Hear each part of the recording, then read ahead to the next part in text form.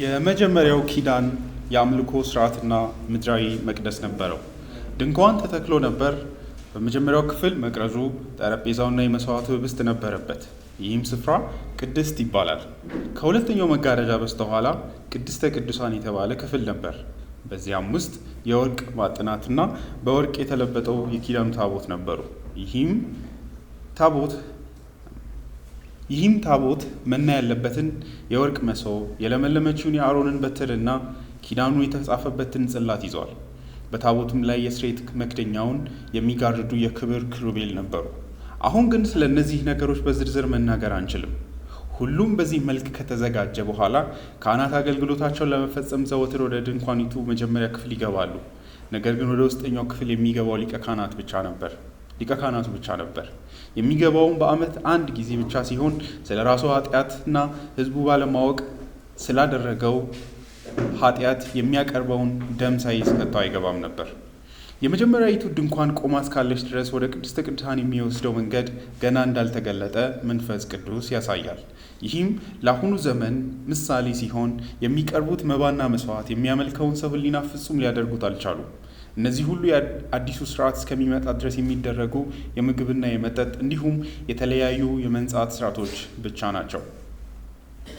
ክርስቶስ አሁን ስላሉት መልካም ነገሮች ሊቀ ካህናት ሆኖ በመጣ ጊዜ በሰዎች ወዳልተሰራችው ከዚህ ፍጥረት ወዳልሆነችው ታላቅና ፍጹም ድንኳን ገባ። የገባውም የፍየልና የጥጃዎች ደም ይዞ አይደለም፣ ነገር ግን የዘላለም ቤዛነት ሊያስገኝ የራሱን ደም ይዞ ወደ ቅድስተ ቅዱሳን ለአንዴና ለመጨረሻ ጊዜ ገባ። የውጭ አካላቸው የነጻ ዘንድ በረከሱ ሰዎች ላይ የሚረጨው የፍየሎችና የኮርማዎች ደም እንዲሁም የጊደር አምድ የሚቀድሳቸው ከሆነ በዘላለም መንፈስ አማካኝነት ራሱን ነውር አልባ መስዋዕት አድርጎ ለእግዚአብሔር ያቀረበው የክርስቶስ ደም ሕያው እግዚአብሔርን እንድናመልክ ሕሊናችንን ከሙት ስራ እንዴት ይበልጥ ያነጻ ይሆን? እግዚአብሔር እንዲያስተምረን አጭር ጸሎት እንጸልይ። ታላቅ እጅግ ክቡር የሆንክ በሰማይ ባሉ ፍጥረታት ሁሉ በቅዱሳን መላእክት የተፈራ ፊትህን ለማየት የማይደፍሩ ዓይኖቻቸውን ዝቅ አድርገው የሚቀርቡ አምላካችን በጌታችን በኢየሱስ ክርስቶስ ደግሞ ለእኛ አባታችን የሆነ ሆይ ስለዚች ማለዳ እናመሰግናለን።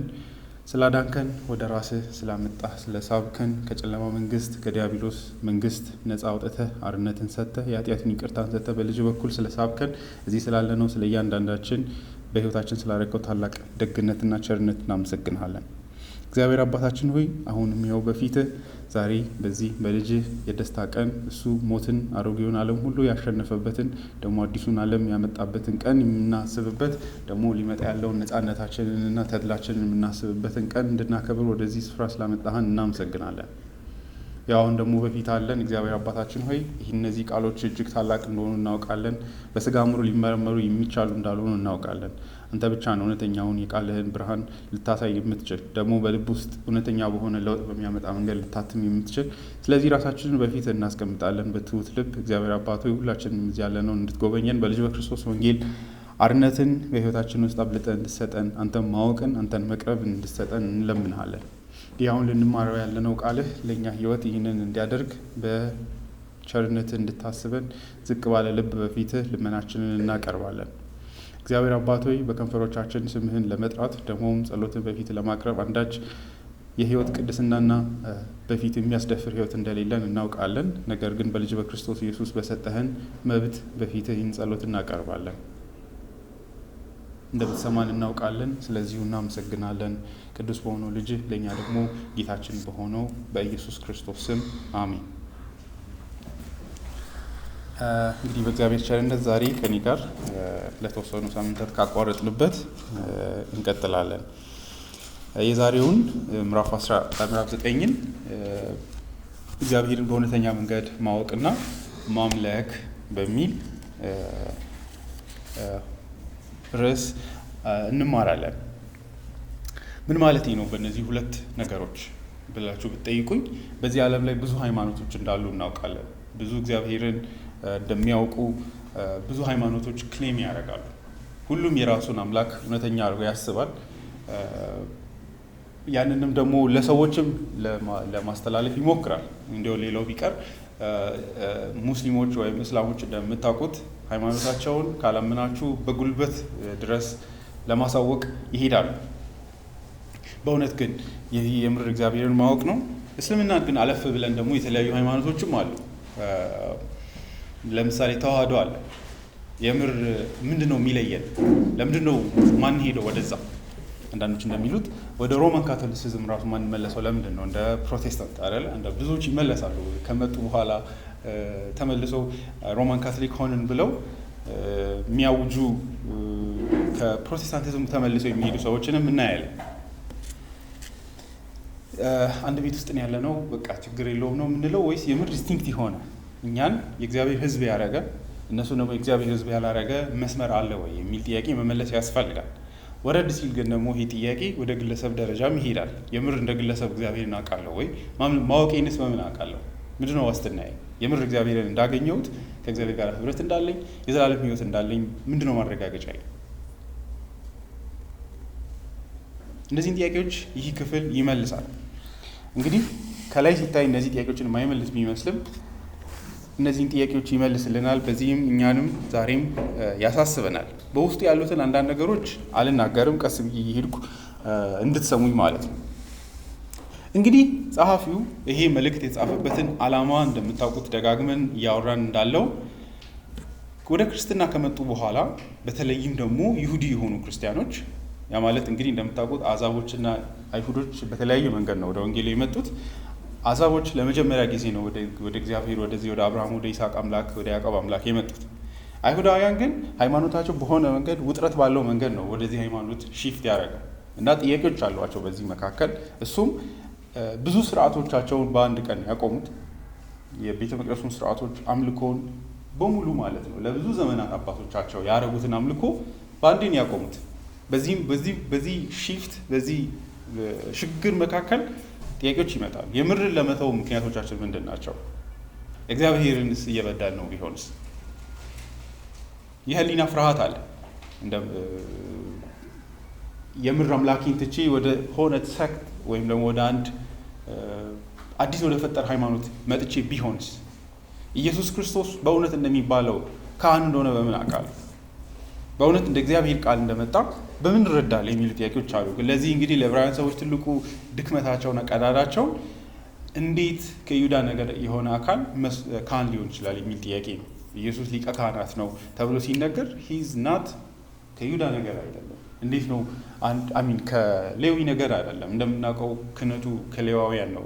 በብሉይ ኪዳን ክህነት ከአሮን ቤተሰብ ብቻ ነው። ያ ብቻ አካል ነው ወደ እዛ ቤተ መቅደስ መግባት የሚችል ማገልገል የሚችል እና ጌታ ኢየሱስ ደግሞ እንደ ሁሉም ወንጌል ሰባኪያን እንደሚናገሩት ከይሁዳ ነገር ነውና ምን ጀስቲፊኬሽን አለን? እና እነዚህን የመሳሰሉ ብዙ ጥያቄዎችን በማምጣት ደግሞም ሕጉን ይንቃሉ። ሐዋርያ ሥራ ላይ እንደምታዩት እስጢፋኖስ የተገደለበትን ምክንያት ሕጉን የሙሴን ሕግ የሚሽር ሃይማኖትና ትምህርት አምጥተዋል በሚል ነው። እና በዚህ መካከል እንግዲህ እነ ጳውሎስም እንደምታዩት ይሄ ወንጌል የአብርሃም የዳዊትም እንደነበረ አብርሃምም ዳዊትም የዳኑት በሕግ ስራ እንዳልሆነ ባይሆን በእግዚአብሔር ጸጋ እንደነበረና በእግዚአብሔር ፊት የሚደፍሩበት ምንም የሕይወት ጽድቅ እንደሌላቸው በማሳየት ሃይማኖቱ ከዛው ከአሮጌው ኪዳን ውስጥም የነበረና ቀጣይነት ያለው መሆኑን ማስገንዘብ ነው። የዕብራውያን ጸሐፊ የሚያደርገው እንግዲህ ከሞላ ጎደል ይህንኑ ነው። እግዚአብሔር ባለፉት ዘመናት በእውነት ተናግሯል። እውነተኛ ሃይማኖት ነበረ፣ እውነተኛ አምልኮ ነበረ። ግን አሁን ይሄ ሃይማኖት የሆኑ ያሉ ለውጦች አሉት የሚል ነው። በዚህ ነው እንግዲህ የሚሞግተው እግዚአብሔር ባለፉት ዘመናት ለአባቶቻችን በተለያየ ጎዳና ከተናገረ በኋላ አሁን በዘመኑ መጨረሻ በመጨረሻው ጊዜ በእውነተኛው የመጨረሻው ነቢይ በኢየሱስ ክርስቶስ የመጨረሻውን መገለጥና የሃይማኖቱን የእውነተኛ ቅርጽ የሚሰጥ መገለጥን ይዞ መጥቷል የሚል ነው። በዚህ መካከል እንግዲህ ይህን ሃይማኖት መተው የሌለባቸው ብዙ ምክንያቶች ያመጣል። ኢየሱስ ከመላእክት እንደሚበልጥ፣ ከዚህ የተነሳ በመላእክት በኩል ከተሰጠው ሕግ በላይ ወንጌሉ የበለጠ ዴንሲቲ ክብደት ሊኖረው እንደሚገባና ይህንን ድምፅ መተው እንደሌለባቸው ያሳያል። በዚህ መካከል ግን ትልቁ ወሳኙ የሆነው የክህነት አገልግሎቱን ኢየሱስ እነዚህ ሰዎች እንግዲህ ሃይማኖቱንም ለመመስረት ወደኋላ ሄደው የክህነት ስርዓትን ለመፈጸም ያስባሉ። ያንን እንዳያደርጉ የእግዚአብሔር የመጨረሻ ካህንም ኢየሱስ እንደሆነ ለማሳመን የሚታገልበት ነው። በዚህም እነዚህ ሰዎች ይህን ሃይማኖት ጥለው እንዳይሄዱና ከእግዚአብሔር ቁጣ በታች እንዳይሆኑ የሚያስጠነቅቅበት ነው። እንግዲህ ደጋግሞ ይህንን ያነሳል። ሰዎቹ አንዳንዶቹ እንዲያውም ከእነሱ መካከል ሃይማኖቱን ጥለው ይሄዱ እንዳሉ ምዕራፍ 10 ላይ እናያለን። ቁጥር 25 ላይ ጉባኤውንም የተው መሰብሰቡን ያቆሙ አይሁዶች እንዳሉ ማለት ነው። በዚህ እነዚህም አሁን ደግሞ ያሉትም ጥለው እንዳይሄዱ ልባቸው እንዳይሸፍት ኢየሱስ የመጨረሻ የእግዚአብሔር ማዳን የታየበት አምላክ ደግሞ የእግዚአብሔር የመጨረሻ በቅዱሳት መጽሐፍት እንደተነገረ የሆነ አዳኝ መሆኑን ማሳየት ነው። ባለፈው እንግዲህ ከቁጥር 7 ጀምሮ ባለው 3 መሰረታዊ ንጽጽሮችን ከቁጥር 5 እስከ 7 ድረስ ባለው ኢየሱስ ካህን መሆኑን ያሳያል። በዚህም ሁለተኛውን ነገር ደግሞ ያመጣል። የክህነት ለውጥ አለ። ከሌዊ ክህነት ወደ መልከ ጼዴቅ ክህነት ሄዷል። በዚህም ለውጥ እያደረገ ሳይሆን ወደ እውነተኛው ክህነት እየተመለሰ ነው። ምክንያቱም መልከ ጼዴቅ ከሌዋውያን ክህነት በፊት ራሱ የነበረ ካህን ነው ይላል። በዚህም ምክንያት ሱፐርሲድ ያደርጋል፣ ከኋላ ከመጣው ከሌዋውያን ክህነት ራሱ ይበልጣል የሚል ነው። መልከ ጼዴቅ እንደምታውቁ ዘፍጥረት ምዕራፍ 14 ላይ ነው ያለው። ሌዋውያን ክህነታቸው የሚጀምረው ቢያንስ ከዘጸአት 25 በኋላ ነው። በዚህም በጊዜም ይቀድማል በክብርም እንደሚበልጥ ደግሞ ለማሳየት አብርሃም ራሱ ዝቅ ያለለት ሰው መሆኑን አሳይቶ አብርሃም ራሱ ለዛ ክህነት ሰብጀክት እንዳደረገ በማሳየት ኢየሱስ ሊቀ ካህኑ ነው የተሾመበት ክህነት ከሌዋውያን ክህነት ይበልጣል። የክህነት ለውጥም ደግሞ አለ። ለውጥ የሚለው እንግዲህ የሆነ ከአንዱ ወደ ሌላው ከመሄድ ይልቅ ወደ ዋናው እየተመለሰ መሆኑንና ያኛውን ፐርፌክት እያደረገ እንደሆነ ያሳየናል። በዚህም በእርግጥ በሌዋውያን ክህነት ውስጥ ያሉ ጉድለቶችን ጭምር ያሟላል ኢየሱስ ፐርፌክት የሆነ ካህን በመሆን ማለት ነው። በእነሱ ውስጥ ያልተሟሉ ነገሮች ሁሉ በኢየሱስ ፉልፊል ሆኗል። ነገር ግን ደግሞ የወሰደው ግን የሌዊን ክህነት አይደለም፣ ምንም እንኳን እነሱ ውስጥ የጎደለውን ነገር ቢያሟላም ማለት ነው። እና መዝሙር 110 ላይ እንዳለው ኢየሱስ እንደ መልከ ጼዴቅ በሆነው ክህነት ተሹሟል። ስለዚህ በዚህ መካከል ግን ምንድን ነው ፋይዳው ብለን የጠየቀን እንደሆነ ደግሞ ከእሱ ጋር የመጣው ኪዳን ነው ፋይዳው። ምዕራፍ 7 ላይ ያንን ይናገራል። የክህነት ለውጥ ካለ የሕግም ደግሞ ለውጥ አለና ይላል። የሕግ ሲል ምን ማለቱ እንደሆነ በደንብ አውርተናል፣ አልመለስም። የኪዳኑ ስርዓቶች የሚፈጸሙበት መንገድ አንድ የአሮን ክህነት አይደለም። የአንድ መሰረታዊ ነገር ነው። የተሾመው ካህን ከይሁዳ ነገር ነው። ነገር ግን በመልከ ጼዴቅ ክህነት ነው። በውስጡ ደግሞ ያኛው ሃይማኖት ወይም ያኛው ክህነት ያልሰጡ ጉድለቶች ብዙ አሉት። ያንን ያመጣና ኢየሱስ ግን ያንን ሁሉ የሚያሟላ ነገርን አምጥቷል ይላል።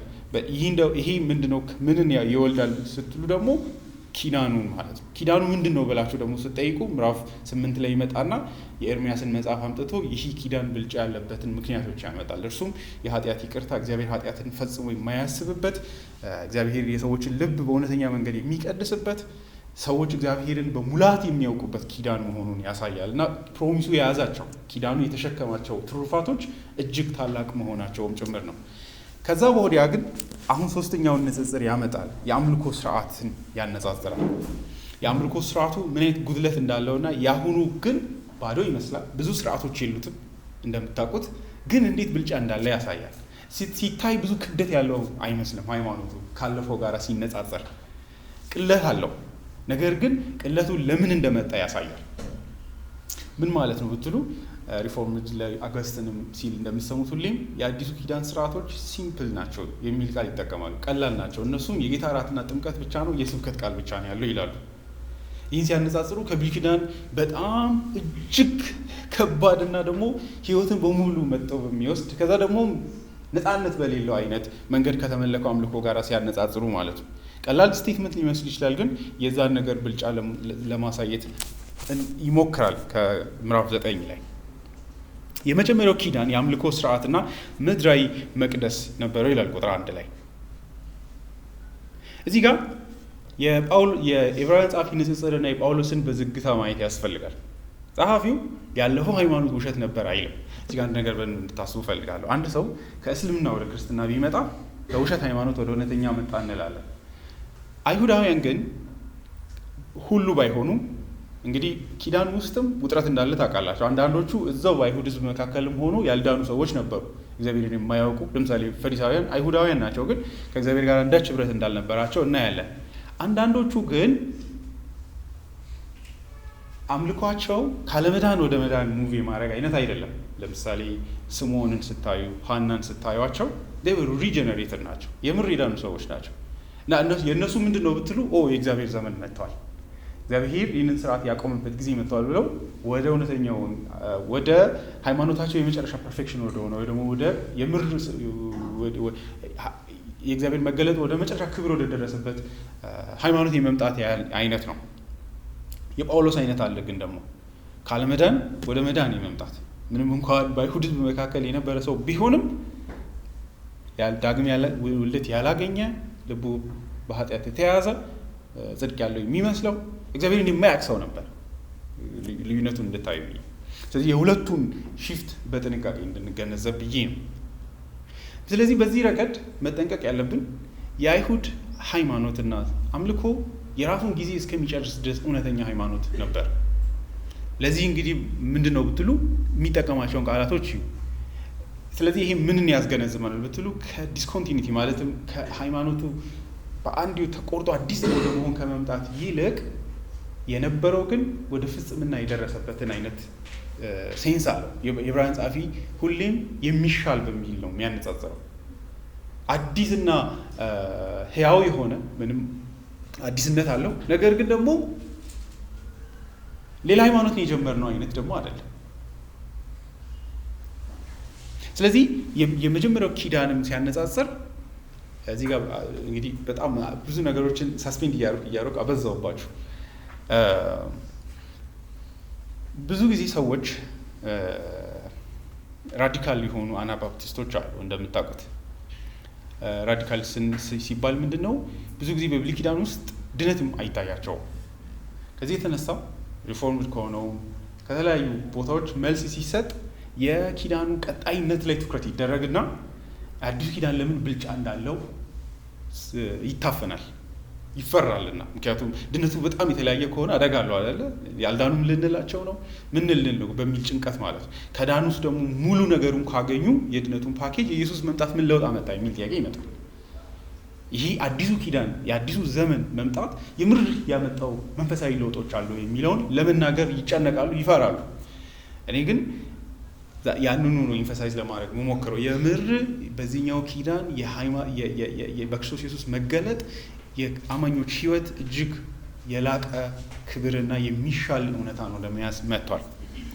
ከዚህ ረገድ አንጻር የምር እንዲሁ ሲታይ አምልኮ እውነተኛ የነበረው አምልኮ ራሱ ጉድለት ነበረበት ያለፈው ዘመን ላይ ማለትም በጌታችን ኢየሱስ ከመገለጥ በፊት በነበረው ጊዜ የነበረው አምልኮ ማለት ነው። እንግሊዝኛውን አይታችሁ እንደሆነ then verily the first covenant had also ordinances of divine service and a worldly sanctuary ይላል። አይታችኋል? የሰው ስርዓት አይደለም፣ ዲቫይን ሰርቪስ ነው የሚለው። እግዚአብሔር ያቋቋመው እግዚአብሔር ራሱን ለሕዝቡ የሰጠበት የሚያድንበት ጸጋን የሚያካፍልበት መንገድ ነበር። ከዛ ኪዳን ጋራ አምልኮ ጋራ ሰዎች እንዴት ነው የተሳሰሩት? ሌላ ጥያቄ ነው። እግዚአብሔር አምልኮ ሰጥቷል ማለት በዛ ውስጥ ያለው ሁሉ ድኗል ማለት አይደለም። ምክንያቱም አዲስ ኪዳን ላይ እንደምታውቁት ሰዎች ወንጌል እየሰሙ የጌታ እራት እየወሰዱ ቸርች እየመጡ ላይድኑ ይችላሉና ያ ግን ሃይማኖቱን ውሸተኛ ያደረገው። ስለዚህ ያለፈውም አምልኮ የእግዚአብሔር ራሱ ነው። እግዚአብሔር ራሱ የሰጠው አምልኮ። ነገር ግን ጸሐፊው አሉታዊ የሆነ ነገርን እዛው ደግሞ በቲቪ ያወራል። ወርልድሊ ሳንክቹሪ ነበረው ይላል። ያለፈው ሃይማኖት ከእግዚአብሔር ጋር ባለው ትስስር ወሳኙ ከእግዚአብሔር ጋር መገናኛው መስመሩ ሳንክቹሪ አለ፣ ለየት ያለ ድንኳን ነበር። እግዚአብሔርን ሁሉ ቦታ አይገኝም። በዚህ አይነት መንገድ መገኛ አለው፣ ማረፊያ አለው። እግዚአብሔር የት ነው የነበረው? በብሉይ ኪዳን ብትሉ በአብርሃም በያዕቆብ በይስሐቅ ሕዝብ መካከል ነው የነበረው። ግብጽ ብትሄዱ እግዚአብሔርን አታገኙም እንደማለት ነው። if you were in the old covenant ማለት ነው። ገብታችኋል? እግዚአብሔር ጽዮን ላይ ነው የነበረው። እንደ አምላክ በሁሉ ስፍራ ይገኛል። ግን በኪዳንና በማዳን በጸጋ መገኘት የሚገኘው በዚህ ሕዝብ መካከል ብቻ ነበር።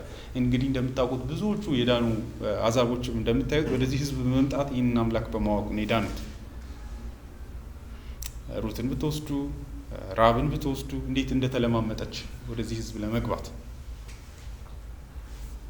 ስለዚህ የሆነ እግዚአብሔር የትም ያለ አድርገን እንዳናስብ በጸጋ መገኘቱ ማለት ነው።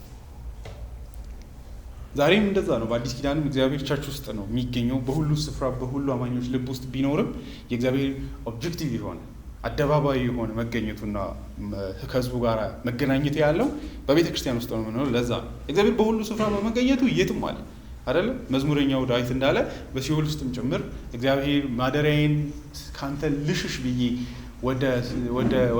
ወደ ጨለማ ብሄድ አንተ በዚያ አለህ ይላል። ልዩነቱ ምንድን ነው ብትሉ እግዚአብሔር ራሱ በማዳን መንገድ ያስቀመጠው የት ነው የሚል ነው። ነገር ግን ያንን የእግዚአብሔር መገኘትን ወርልድሊ ይለዋል። ለምንድን ነው እንደዛ ብሎ የሚያወራው? ቀስ እያለ እየተረዳ ይሄዳል። በመሰረቱ በእርግጥ ለምንድን ነው ብትሉ ምንም እንኳ መንፈሳዊ ቢሆንም ነገሮቹን ከውጭ ስታዩዋቸው የአምላክን ታላቅነትን የሚያሳይ አይነት አይደለም አይደለ? እግዚአብሔር ያለን ስርዓቶቹን ሲሰጥ ባይዘ እያስታወሰ ነው የሚሰጠው። እኔን ከዚህ ነገር ጋር ሙሉ በሙሉ አጣብቃችሁ እንዳታዩ እያለ አይደለ? ሌላው እንኳን ቢቀር ሰለሞን የጸለየውን ጸሎት አይታችሁ ከሆነ ሰማይና ምድሩ ይሄ እግዚአብሔር በዚህ ቤተ መቅደስ ውስጥ አለ የሚለው አሰምሽን ምንን ሊያመጣ ይችላል? የእግዚአብሔርን ዝቅ ሊያደርገው ይችላል። ለዛ ምን ይላል? ሰማይ ሰለሞን ራሱ ሲጸልይ ሰማይ መቀመጫው ምድር የእርጉቱ መርገጫ የሆነለትን አምላክ በዚህ ቤት ውስጥ ኑሩ ብዬ እንዴት ጠይቀዋለሁ ይላል። አይ ሪኮግናይዝ ምን እያደረኩ እንደሆነ። ነገር ግን በቸርነትህ እዚህ ቦታ እንድትገኝ ግን እለምናለሁ ይልና ኪዳናዊ በሆነ መንገድ ነው የሚያስተሳሰረው። ሰዎች አንተን መጥተው እዚህ ቦታ ሊያገኙ ቢፈልጉ፣ አሕዛቦች መጥተው ራሱ እዚህ እንጸልይ ቢሉ እንድትሰማቸው ጠይቃለሁ ይላል። እግዚአብሔር የሆነ የቦታ ሽፍት እያደረገ አይደለም። ላይ ሰማይ ማደሪያው ነበረ፣ ከዛ ወጥቶ ወደዚህ ወደ ምድር ድንኳን ውስጥ የመግባት አይነት አይደለም። ግን ምንድነው ብትሉ ሰዎች እግዚአብሔር በተገለጠ መንገድ እዚህ ቦታ እንገናኝ አለው እባርካቸዋለሁ የሚል አይነት መንገድ የመገኘት አይነት ነገር ግን አይመጥነውም ነው የእግዚአብሔር ታላቅነትና የእውነተኛን አምልኮ ባህሪ አያሳይም። የሚደረጉ ነገሮች ማለት ነው ሙሉ ስርዓቶቹ ኤሌመንታል ናቸው። የሚታዩ እዚህ ዓለም ላይ ያሉ ማቴሪያል ነገሮችን የሚታዩ ነገሮችን እግዚአብሔርን እንዲወክሉ እየተደረገ የሚደረግ አምልኮ ነበር። ይህንን ሐዋርያው ጳውሎስ ገላትያ ላይ የልጅነት ጊዜ ቸርች በማለት ይገልጸዋል። ከእግዚአብሔር ሳይሆን ከሰው ልጅ ውስንነት የተነሳ እግዚአብሔር ራሱን ዝቅ አድርጎ ልክ በተለያዩ ሪፕሬዘንቴሽኖች ህፃናትን እንደምናስተምር እግዚአብሔር የራሱን ማንነትና ባህሪውን ለመግለጽ የተጠቀመበት በሆኑ ምሳሌዎች ማለት ነው። ሰብስታንሺየት ለማድረግ ሰዎች እግዚአብሔርን ሲያስቡ እግዚአብሔር የሚፈልጋቸውን እንዲያስቡ ስለ እርሱ ሲያስቡ እንዲመጣላቸው የሚፈልጋቸውን ነገሮች በምሳሌ ያስቀመጠበት ነው። እንግዲህ እርሱም ሲጀምር ብያቸዋለሁ። እግዚአብሔርን በእውነተኛ መንገድ ማወቅ ምንድን ነው ብያለሁ። እግዚአብሔርን ስናስበው ምንድን ነው የሚመጣልን የሚለውን ጥያቄ ለመመለስ አእምሯችሁ ላይ የሚመጣው ያ መልክ ወይ እውነተኛ አምላክ ነው ወይ አይደለም ነው። ስለዚህ እስራኤላውያንንም እግዚአብሔር ለህዝቡ ሲገለጥ ነኝ ብሎ የገለጠው መገለጥ አለ። ስለዚህ ስታስቡ እነዚህ ነገሮች አእምሯችሁ ላይ እንዲመጣ ፈልጋለሁ ብሎ ማለት ነው። እነሱ ምንድን ናቸው? ተመልከቱ። this is me ሰማያዊ በሆነ በማይታይ መንገድ ማንነት ይሄ ነው የሚመስለው የሚል ነው። ድንኳኑን ስታዩ እንድታስቡ የሚፈልግ ነገር አለ። እሱ ምንድን ነው? ቁጥር 2 ድንኳን ተተክሎ ነበር። በመጀመሪያው ክፍል መቅረዙ፣ ጠረጴዛና የመስዋዕቱ ህብስት ነበረበት። ይህም ስፍራ ቅድስት ይባላል ይላል። ይህን እንግዲህ ስናስብ ምዕራፍ 8 ቁጥር 1ን ይዘን ነው መምጣት ያለብን። ምክንያቱም የምዕራፍ 8 ቀጣይ ስለሆነ ምዕራፍ 9 ሲባል አንዳንዴ አእምሯችን ሰብሮት ያስባል። ላይክ ምዕራፍ 8ን ይረሳና ነው 9ን የሚያስቡ። እንደዛ መሆን የለበትም። ምዕራፍ 8 ቁጥር 1 እንግዲህ የምንናገረው ዋና ነገር ይሄ ነው። በሰማያት በግርማው ዙፋን ቀኝ የተቀመጠ እንዲህ ያለ ሊቀ ካህናት አለን። እርሱም በሰው ሳይሆን በጌታ በተተከለችው እውነተኛይቱ ድንኳን እውነተኛ ድንኳን በሆነችው ቤተ መቅደስ አገልጋይ ነው። ስለዚህ እውነተኛ የሆነ ቤተ መቅደስ አለ፣ እሱ ውስጥ ነው የገባው ይላል። ምን ማለቱ ነው? ንጽጽር ከምን ጋር እያደረገ ነው ስትሉ ቁጥር 3 እያንዳንዱ ሊቀ ካህናት የሚሾመው መባና መስዋዕትን ለማቅረብ ነው። ስለዚህ ይህኛውም ሊቀ ካህናት የሚያቀርበው ነገር ያስፈልገዋል። እርሱም በምድር ቢኖር ኖሮ ካህን ባልሆነም ነበር። ምክንያቱም በሕግ በታዘዘው መሰረት መባን የሚያቀርቡ ሰዎች አሉ። እነርሱ ያገለገሉት በሰማይ ላለችው መቅደስ ምሳሌና ጥላ በሆነችው ውስጥ ነው። ሙሴ ድንኳኒቱን ለመስራት በተነሳ ጊዜ በተራራው ላይ በተገለጠ ለምሳሌ መሰረት ሁሉን ነገር እንድታደርግ ተጠንቀቅ የሚል ትእዛዝ የተሰጠው በዚህ ምክንያት ነው ይላል። አይታችኋል። እንግዲህ ሁለት ቀላል የሆነ ነገር እንያዝ። ምድራዊ ድንኳን አለ፣ ሰማያዊ የሚባል ድንኳን አለ። ምድራዊ ድንኳን የሰማያዊ ድንኳን ምንድን ነው? ምሳሌ። የሰማያዊ ድንኳን ምንድን ነው? የሆነ አንድ የተዘረጋ ሰማይ ላይ ትልቅ መጋረጃ አለ። ከዛ እግዚአብሔር እዛ ውስጥ ዙፋን አለው ተቀምጦ፣ ከዛ መላእክት ፊቱ አሉ። ድሮ የምናስበው አእምሯችን ውስጥ በደንብ እያሰብን እንምጣ። ስለዚህ ምዕራፍ 2 ላይ ሰማይ ላይ ምን አለ ይላል። እንግዲህ ምድር ላይ ምሳሌው ውስጥ ሁለት ነገሮች አሉ። የመጀመሪያዊቱ ቦታ ላይ መግቢያ ላይ የመጀመሪያው ላይ ካያችሁ ቅድስት የምትባል ስፍራ አለች። እሷ ውስጥ ያሉ መሰረታዊ ሁለት ነገሮች አሉ ብሎ ይናገራል። በመጀመሪያው ክፍል መቅረዙ አለ፣ ጠረጴዛው፣ የመስዋዕቱ ህብስት ነበረበት። ይሄ ስፍራ ቅድስት ይባላል። ሆሊ ስፍራ፣ እጅግ ቅዱስ ስፍራ። ይሄ በውስጡ 3 ነገሮችን ይዟል። መቅረዝ፣ ጠረጴዛና የመስዋዕቱን ህብስት። ይቀጥላል ቁጥር 3 ከሁለተኛው መጋረጃ በስተኋላ ደግሞ ቅድስት ቅዱሳን የተባለ ክፍል ነበር ይላል። ስለዚህ እስራኤላውያን ድንኳን የቤተ መቅደሱ ቤተ መቅደስ አልኩኝ። እዚህ ጋር ጸሐፊው የሰለሞንን ቤተ መቅደስ ሳይሆን የመጀመሪያውን በድንኳን ውስጥ የነበረውን ቤተ መቅደስ የመገናኛ ድንኳን እያሰበን እያወራ ያለው። ስለዚህ የመጀመሪያው ቦታ ቅድስት ይባላል። ሁለተኛው ቦታ ደግሞ ቅድስተ ቅዱሳን ይባላል። በደንብ በጣም ኢንትረስቲንግ ነው። ምንድን ነው የሚያመለክተው?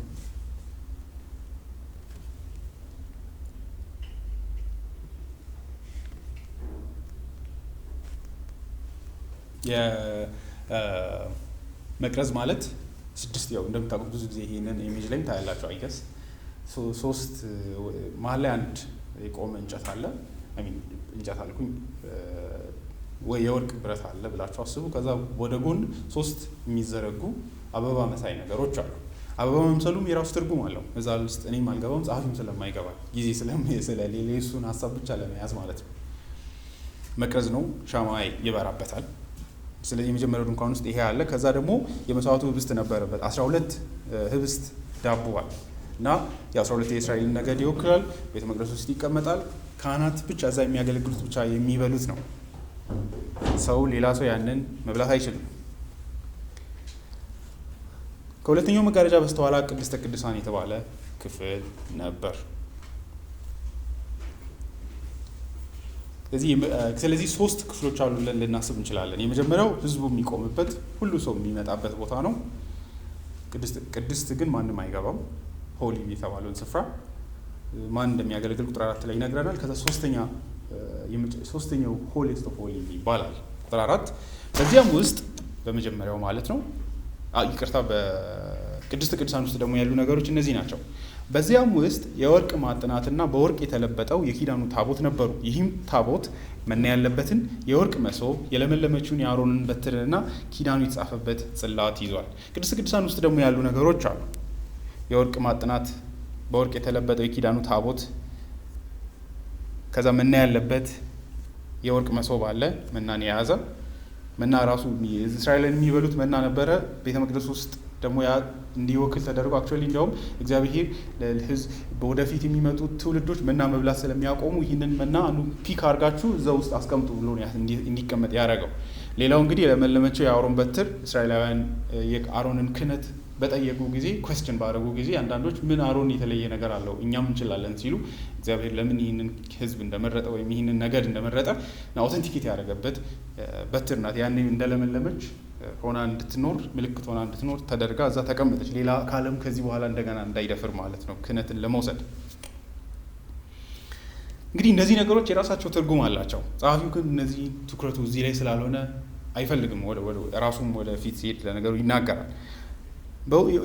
የወርቅ ማዕጠናት ብዙዎቹ ኮሜንታተሮች የወርቅ ማዕጠናቱ ውስጥ አልነበረም፣ ጸሐፊው ለምን ወደ ቅድስተ ቅዱሳን እንዳስገባው ብሎ ለመመለስ ይታገላሉ። አንድ ሰው በቀላሉ ይመልሳል። ከዛው ጋር ያካተተበት ምክንያት ካህኑ ሲገባ ከዛው ማዕጠናቱን ይዞ ነው ወደ ቅድስተ ቅዱሳን የሚገባው። ለዛ የቅድስተ ቅዱሳኑ አንድ ጊዜ ነው የሚገባው። የዛን ቀን የአምልኮ አካል ስለሆነ ነው። ከዛ ማዕጠናቱን ይዞ ነው ወደ ውስጥ የሚገባው። ለዛ ነው የቅድስተ ቅዱሳን አካል አድርገው የወሰደው። የተሻለው መረዳት ይሄ ነው ብዬ አስባለሁ። ቁጥር 5 በታቦቱም ላይ እንግዲህ ቁጥር 4 ላይ ያየናቸው ነገሮች አሉ። ቅድስተ ቅዱሳን ውስጥ የመጨረሻ ያለው ቁጥር 5 ላይ ያለው ነው። እሱም በታቦቱ ላይ የስርየት መክደኛው መርሲ ሲት አለ፣ ዲስክራይብ እያደረገልን ነው። በታቦቱ ላይ የስርየት መክደኛው አለ። ከዛ እሱን የሚጋርዱ የክብር ኪሩቤል ነበሩ። ቆም አደረገና አሁን ግን ስለ እነዚህ ነገሮች በዝርዝር መናገር አንችልም ብሎ ያቆማል። ስለዚህ የመቅደሱን ፒክቸር እናምጣ። መንፈሳዊ ትርጉም አለው። ከዛ ግን እያንዳንዱ ነገሮች መንፈሳዊ ትርጉም እንዳላቸው ስለሚያውቅ ራሱን እያቀበ ነው። እንግዲህ የዕብራውያን ጸሐፊ እንደምታውቁት ቆም ያደርጋል፣ ጊዜ ያጥረኛል ብሎ ምዕራፍ 11 ላይ ራሱ ስለ አማኞች ሁሉ ይዘረዝርና ከአቤል ጀምሮ ይመጣና የሆነ ቦታ ላይ እንግዲህ ስለማን አውርተን ስለማን እንናገር ጊዜ ያጥረኛል ብሎ ያቆማል። እዚህም ላይ ብዙ ማውራት ይቻላል፣ ግን ራሱን ቁጥብ ያደርግና አሁን ስለ እነዚህ ነገሮች በዝርዝር መናገር አንችልም። ስለዚህ አንዱ ፒክ አድርጌ ይቀጥላለሁ አይነት ነው ሀሳቡ።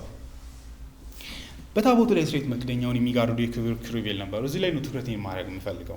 እግዚአብሔር የብሉይ ኪዳን አባቶች ስለ እርሱ እንዲያስቡ ሲፈልግ የሰጠው ሰማያዊ ማንነቱ መገለጫ ይሄ ሆኖ ነው የተገለጠው። በዚህ ውስጥ ምንድን ነው የምንረዳው? ወደ እግዚአብሔር ቅዱሳን ስንገባ ዲፐስት ወደ እግዚአብሔር መገኘት ስንገባ የምናገኘው ምንድን ነው? ብዙ ሰው እግዚአብሔር ማየት ይፈልጋል አይደለ? የህይወት በመሰረቱ የነ ሙሴም ጥያቄ እሱ ነበር አይደል? እግዚአብሔርን ራስህን አሳየኝ፣ ፊትህን አሳየኝ በማለት ነው የለመነው። አንተ ማየት ፈልጋለሁ። የአባቶቻችን ሁሉ መሻት ፍለጋ የነበረው እግዚአብሔርን መመልከት ነው። የእኛም በእውነት የገባቸው ሰዎች ምንድን ነው በህይወት ውስጥ የምትፈልጉት ብትባሉ ምንድን ነው የምትሉት? ምንድን ነው እሱ? መልስ ወሳኝ ነው። አሜሪካን አሳየኝ ሊል ይችላል አንዳንድ ሰው። ምንድን ነው ዲፐስት ዲዛይራችሁ? ያ እግዚአብሔርን የማወቅና ያለማወቅ ልዩነት ነው በእውነቱ። ምንስ ነው ደግሞ እናያለን ብላችሁ ኤክስፔክት የምታደርጉት ስለ እግዚአብሔር? ሌላው ጥያቄ እግዚአብሔር ታይቷል ወይ ታይቶ ያውቃል የሚል ጥያቄ ይመጣል። እንግዲህ ጌታ ኢየሱስ የዮሐንስ ወንጌል ላይ እንደምታዩት እግዚአብሔርን አይቶት የሚያውቅ ማንም ሰው የለም ይላል። ከዛ እግዚአብሔር ግን በልጁ በኩል አሁን ታየ የእግዚአብሔር ማንነት። ታዲያ ምንድን ነው ያለው? ብሉይ ኪዳን ውስጥ እግዚአብሔር ስለ ራሱ የሰጠው ምንም ነገር የለም ወይ ብትሉ አለ። እሱም ሙሉ አንድ ሰው ሳይኮሎጂ ላይ ሲያወራ ምን ይላል? የሰው ልጅ አእምሮ ወርክ የሚያደርግበት መንገድ ለማስረዳት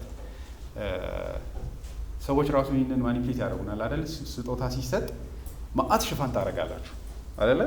ትሪ ለመፍጠር ሰዎች አእምሮ ውስጥ ያን ነገር የማየት ውስጡ ያለውን የመጨረሻው ላይ አንዱን ሽፋን ስታወጡ ኤክስፔክቴሽናችሁ ሳይኮሎጂካሊ እንትን እያለ ይሄዳል አይደል? ከፍ እያለ ይሄዳል። ዝም ብሎ ቀላል ምሳሌ ባመጣ ማለት ነው።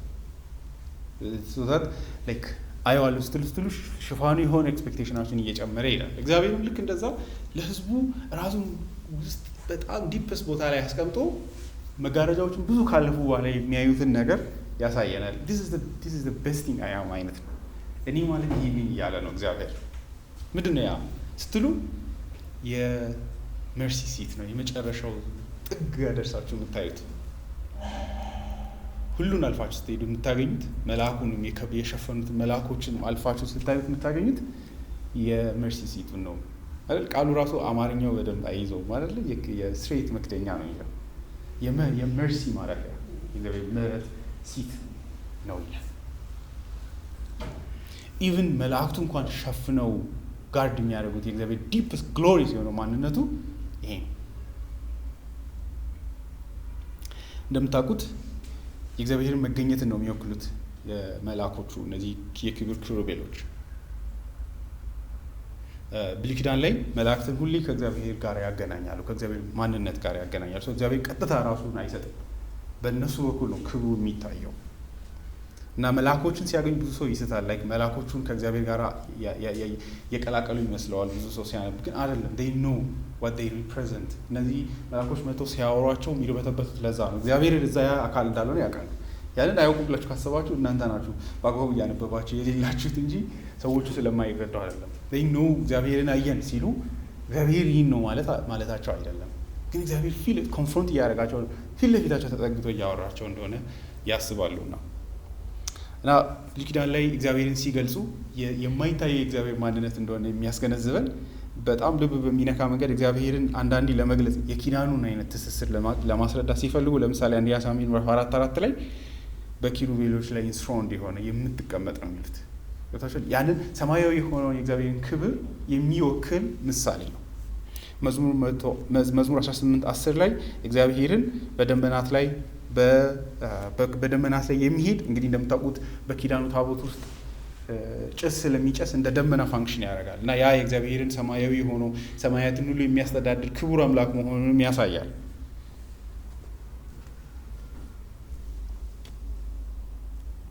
እና የክብር ኪሩቤሎችን ቀጥታ ሲያስቡ ልክ የሆኑ በእግዚአብሔር ዲፐስ ማደሪያ ውስጥ የክብር ኪሩቤሎች አሉ። እንደምታውቁት ኢሳይያስ 6 ላይ ራሱ ዙፋኑን የከበቡ አይደለ? እግዚአብሔርን ከፍ ባለ ዙፋን ላይ አየሁት፣ ከዛ ብዙ መላእክት ከበውት እንዳየ ይናገራል። እና መላእኮቹ ለእግዚአብሔር የሚሰጡትን ምላሽ ያሳየናል። እንዴት በፍርሃት እጅግ በአድናቆት በተሞላው መንገድ እግዚአብሔርን እንደሚያዩት እና ያ ሰማያዊ የሆነ የማይታየው የእግዚአብሔር ማንነት በታቦቱ ውስጥ ሪፕሬዘንት ተደርገዋል። እና ያ ግን ውስጡ ሄዳችሁ ግን የምታዩት ምንድን ነው ብትሉ መርሲ ሲት። አሉታዊ በሆነ መንገድ አላነጻጽርም ያልኳችሁ ለዛ ነው። ጸሐፊው ያ እግዚአብሔር እኛ በወንጌል አሁን ተገልጦ በብርሃን ያየነው አምላክ በዛ በተደበቀ አይነት በሆነ አምልኮ ውስጥም ግን ራሱን ምን አድርጓል? ገልጧል። ነገር ግን አሁን የተገለጠበት መንገድ የተሻለና የመጨረሻው ስለሆነ አሮጌውን ተውና እግዚአብሔርን በዚህ በኩል እንተሳሰር ነው የዕብራውያን ጻፊ ጩኸት። ወደዛ ራሱ ስለሚሄድ ሳልቸኩል እንቀጥል። ቁጥር 6 ሁሉም በዚህ መልክ ከተዘጋጀ በኋላ ካህናት አገልግሎታቸውን ለመፈጸም ዘወትር ወደ ድንኳኒቱ መጀመሪያ ክፍል ይገባሉ። ወደ የትኛው? ቅዱስ ወደ ተባለው። ካህናት ወደዚህ የሚገቡት ምን ያህል ጊዜ ነው? ዴሊ ነው፣ ሁል ጊዜ ነው። የወረደ አድርጋችሁ እንዳታስቡ፣ ቅዱስ ነው ይላል። አንደርስቲሜት እንዳናደርገው እጅግ ቅዱስ ነው። ስናት ከሌላኛው አንጻር ሲነጻጸር እንጂ ቅዱስ ነው። ወደሱ ምን ያህል ይገባሉ? በየዕለቱ ይገባሉ። ማን ነው የሚገባው ግን? ህዝቡ አይደለም፣ ካህናት ብቻ ናቸው የሚገቡት። አንዳንድ ሰዎች ደፍረው ይገባዋሉ አይደለ? ነገስት ላይ እንደምናነባው አንድ ንጉስ ምን እኔም መስዋዕት እችላለሁ ብሎ ኤፉድ ለብሶ ተሻኩሎ ሄደ። እግዚአብሔር በለምጽ መታው፣ አጸያፊ በሆነ ህመም ለሰው። ከዛ በኋላ ንጉሱ በሰው ፊት አልታየም እንደምታውቁት። ይሄ ቦታ ማንም ሰው ዝም ብሎ አይገባም ከነዚህ ሰዎች በስተቀር። ኦዚያን እንኳን የሞተበት ምክንያት ራሱ ምን ስለሆነ ነው? ካህን ስላልነበረ ነው። አንድ ታቦቱን መያዝ አልነበረበትም፣ በእጅ አይነካም። በታቦቱ ቀለበት ኮርነር ላይ ክብ አለው እና እንጨት ይዘው ታቦቱን ቀጥታ በእጃቸው አይነኩ። እዛው ካህናቱ በቀዳዳዎች ውስጥ ይከቱና ያነሱታል እና በከብት በምን አይጓዝም። ካህናት ብቻ ነው አይደለ? ትዝ ይላቸዋል የጆርዳን ሪቨር የዮርዳኖስን ወንዝ ሲሻገሩ አይደለ?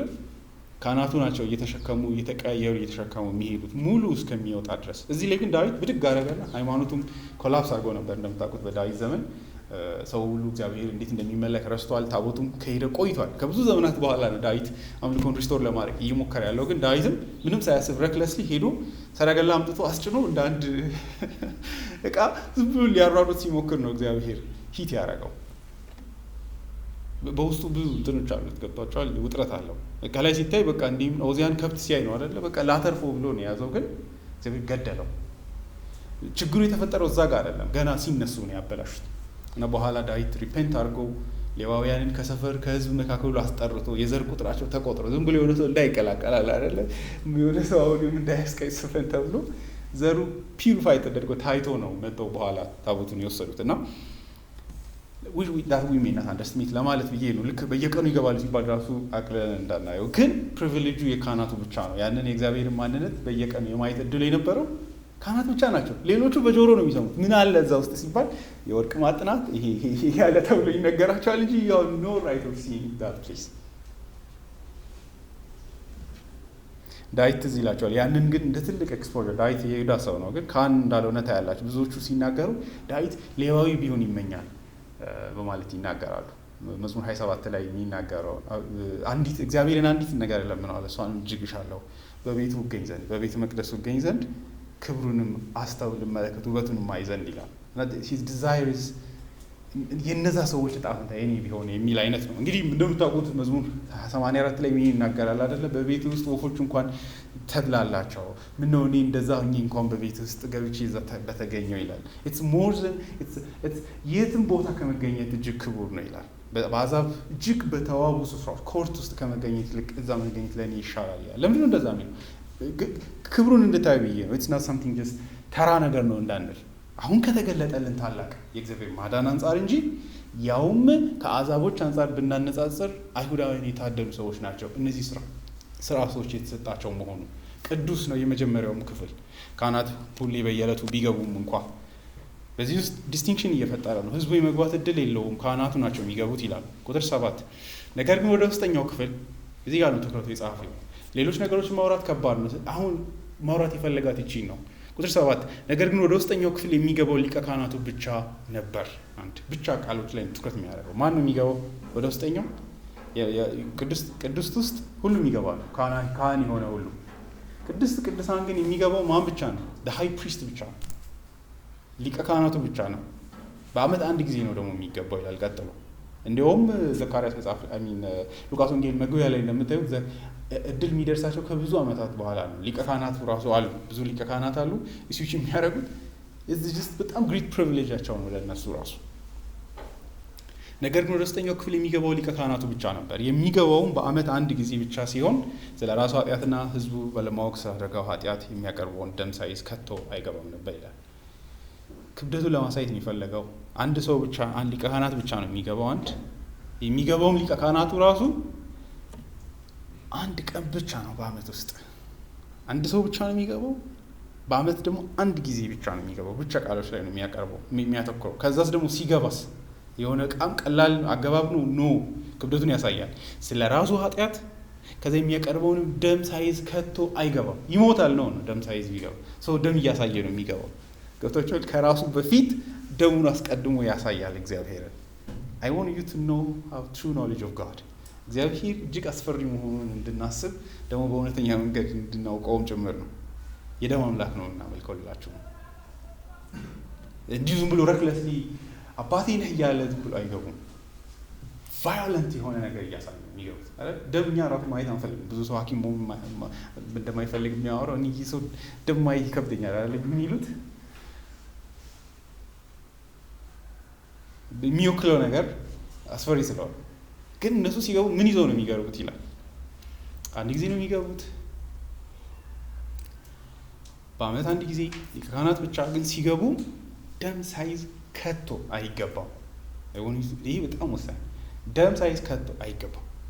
እነሱ ፊር ያሳያል። ኮንሽስነስ ውጥረቱን እንድታይ። ደስታ አለበት ግን ጭንቀት አለበት።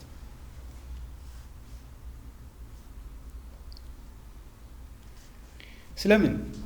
ስለ ራሱ ኃጢአት፣ ህዝቡ ባለማወቅ ስላደረገው ኃጢአት። ስለዚህ ካህናቱ የህዝቡን ኃጢአት ከማስቀደማቸው በፊት ሁለት ጊዜ ነው የሚገቡት። አንደኛው ላይ ህዝቡን ብቻ ሳይወክሉ የራሳቸውን ኃጢአት፣ ምክንያቱም ስለ ህዝቡ ኃጢአት ለመቆም የራሳቸውን ኃጢአት መጀመሪያ ዲል ማድረግ አለባቸው።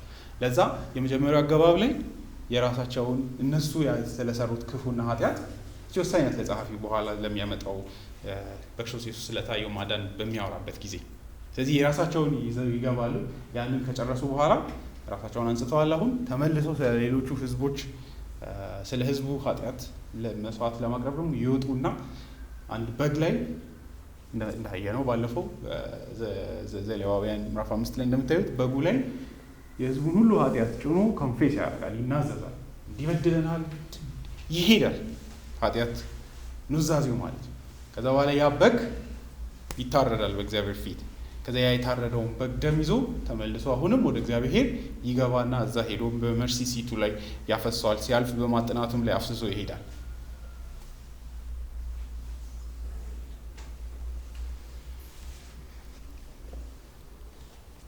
ቁጥር 8 ምንድን ነው ወሳኙ ነገር? የመጀመሪያዊቱ ድንኳን ቆማ እስካለች ድረስ ወደ ቅድስተ ቅዱሳን የሚወስደው መንገድ ገና እንዳልተገለጠ መንፈስ ቅዱስ ያሳያል ይላል።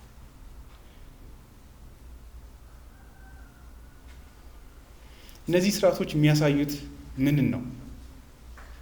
ምንም ዋጋ የላቸው እንዳትሉ የመንፈስ ቅዱስ ስርዓቶች ናቸው። መንፈስ ቅዱስ በእነዚህ ውስጥ የሚያስተምረው ነገር አለ፣ የሚያሳየው ነገር አለ። እሱ ምንድን ነው ብትሉ አንድ ችግር አለ የሚለውን ያስተምራል ይላል። ኔጌቲቭ የሆነ ትምህርት ያስተምራል። እሱም ስለ ህዝቡ ኮንሽስነስ ውስጥ ሁሉም ያንን ስርዓት ሲያይ መጋረድ አልተከፈተም።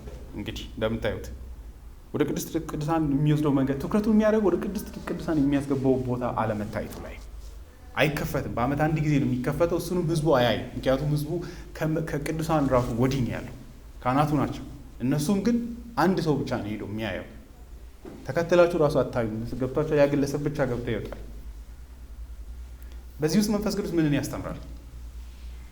በብሉይ ኪዳን ሃይማኖት ቅድስት ቅዱሳን ውስጥ የሚያስገባ መንገድ ዳውን እንዳላረገ።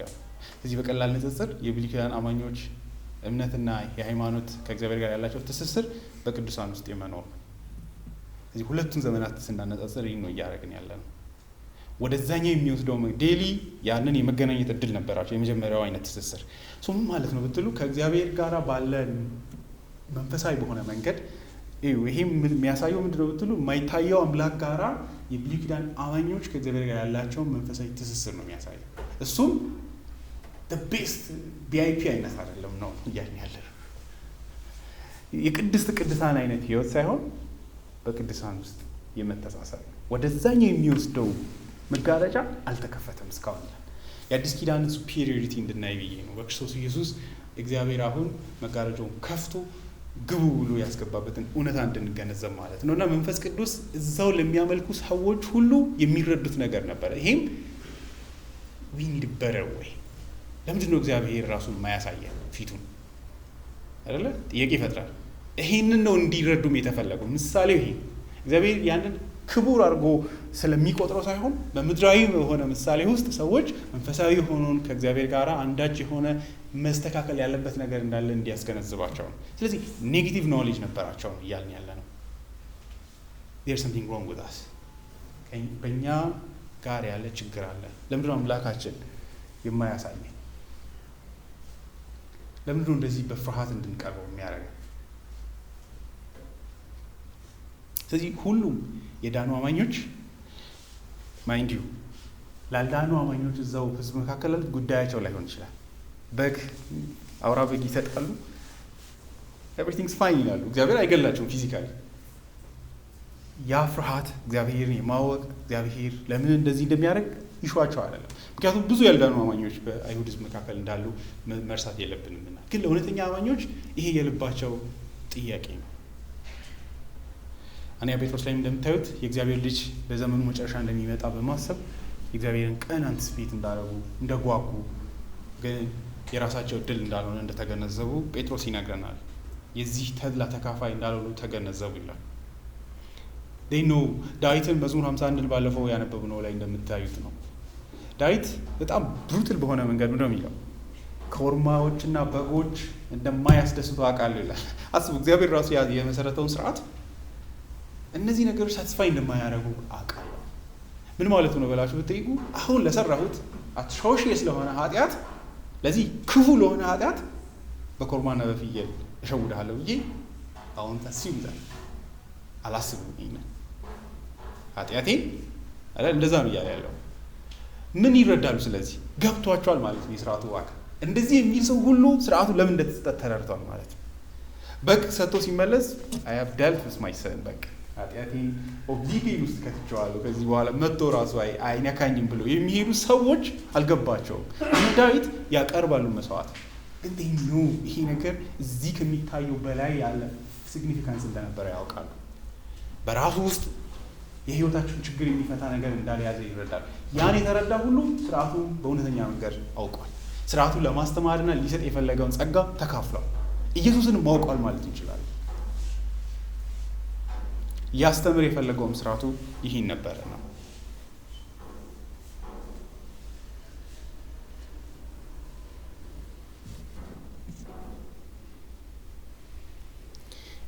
ይህን በዚህ ውስጥ አዲስ ግን ዘመን እንደሚመጣ ለሚመጣ ዘመን ጥቆማ ሰጥተዋል። ይሄ መጋረጃ የሚከፈትበት ዘመን እንደሚመጣም ጭምር። አሁን ችግር አለ፣ ግን ይሄ ችግር የሚፈታበት ዘመን ይመጣል። ባይዘው ይሄን ዘመን እንግዲህ ያልዳኑ ሰዎች ሳይሆን ጌታ ኢየሱስ ራሱ ምን ይላል? ብዙ ነገስታት እነዚህ አሁን እናንተ ያሉባችሁን ዘመን ለማየት ጓግተው ነበር ይላል። ናፍቀው ነበር ይላል። ግን እናንተ ናችሁ የተሰጣችሁት ይሄ ፕሪቪሌጅ ይላል።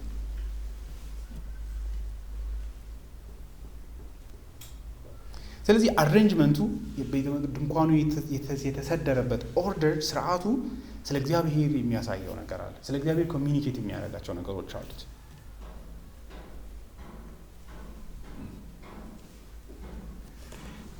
ይሄ የማይታይ ከእግዚአብሔር ጋር እኛ ባለን ትስስር ከእግዚአብሔር ማንነትና ከእኛም ማንነት የተነሳ በመሀላችን አንዳች ችግር እንዳለ ያስገነዝበናል። ውጫዊ በሆነ መንገድ መጋረጃው የሚያስተምረን እሱን ነው። ባይዚህ መጋረጃ ዛሬም በሰው ልጅ ህይወት ውስጥ የሚወክለው እሱን ነው አይደለ? ሰዎች እንዳያዩ ነው መጋረጃ የምናደርገው አይደለ? መጋረጃ ያ ነው ፋንክሽኑ። ማንም በቤት ውስጥ የሚሰቅልበት ምክንያት ቤት ውስጥ ያለ ሰው ያን ያያል አይደለ?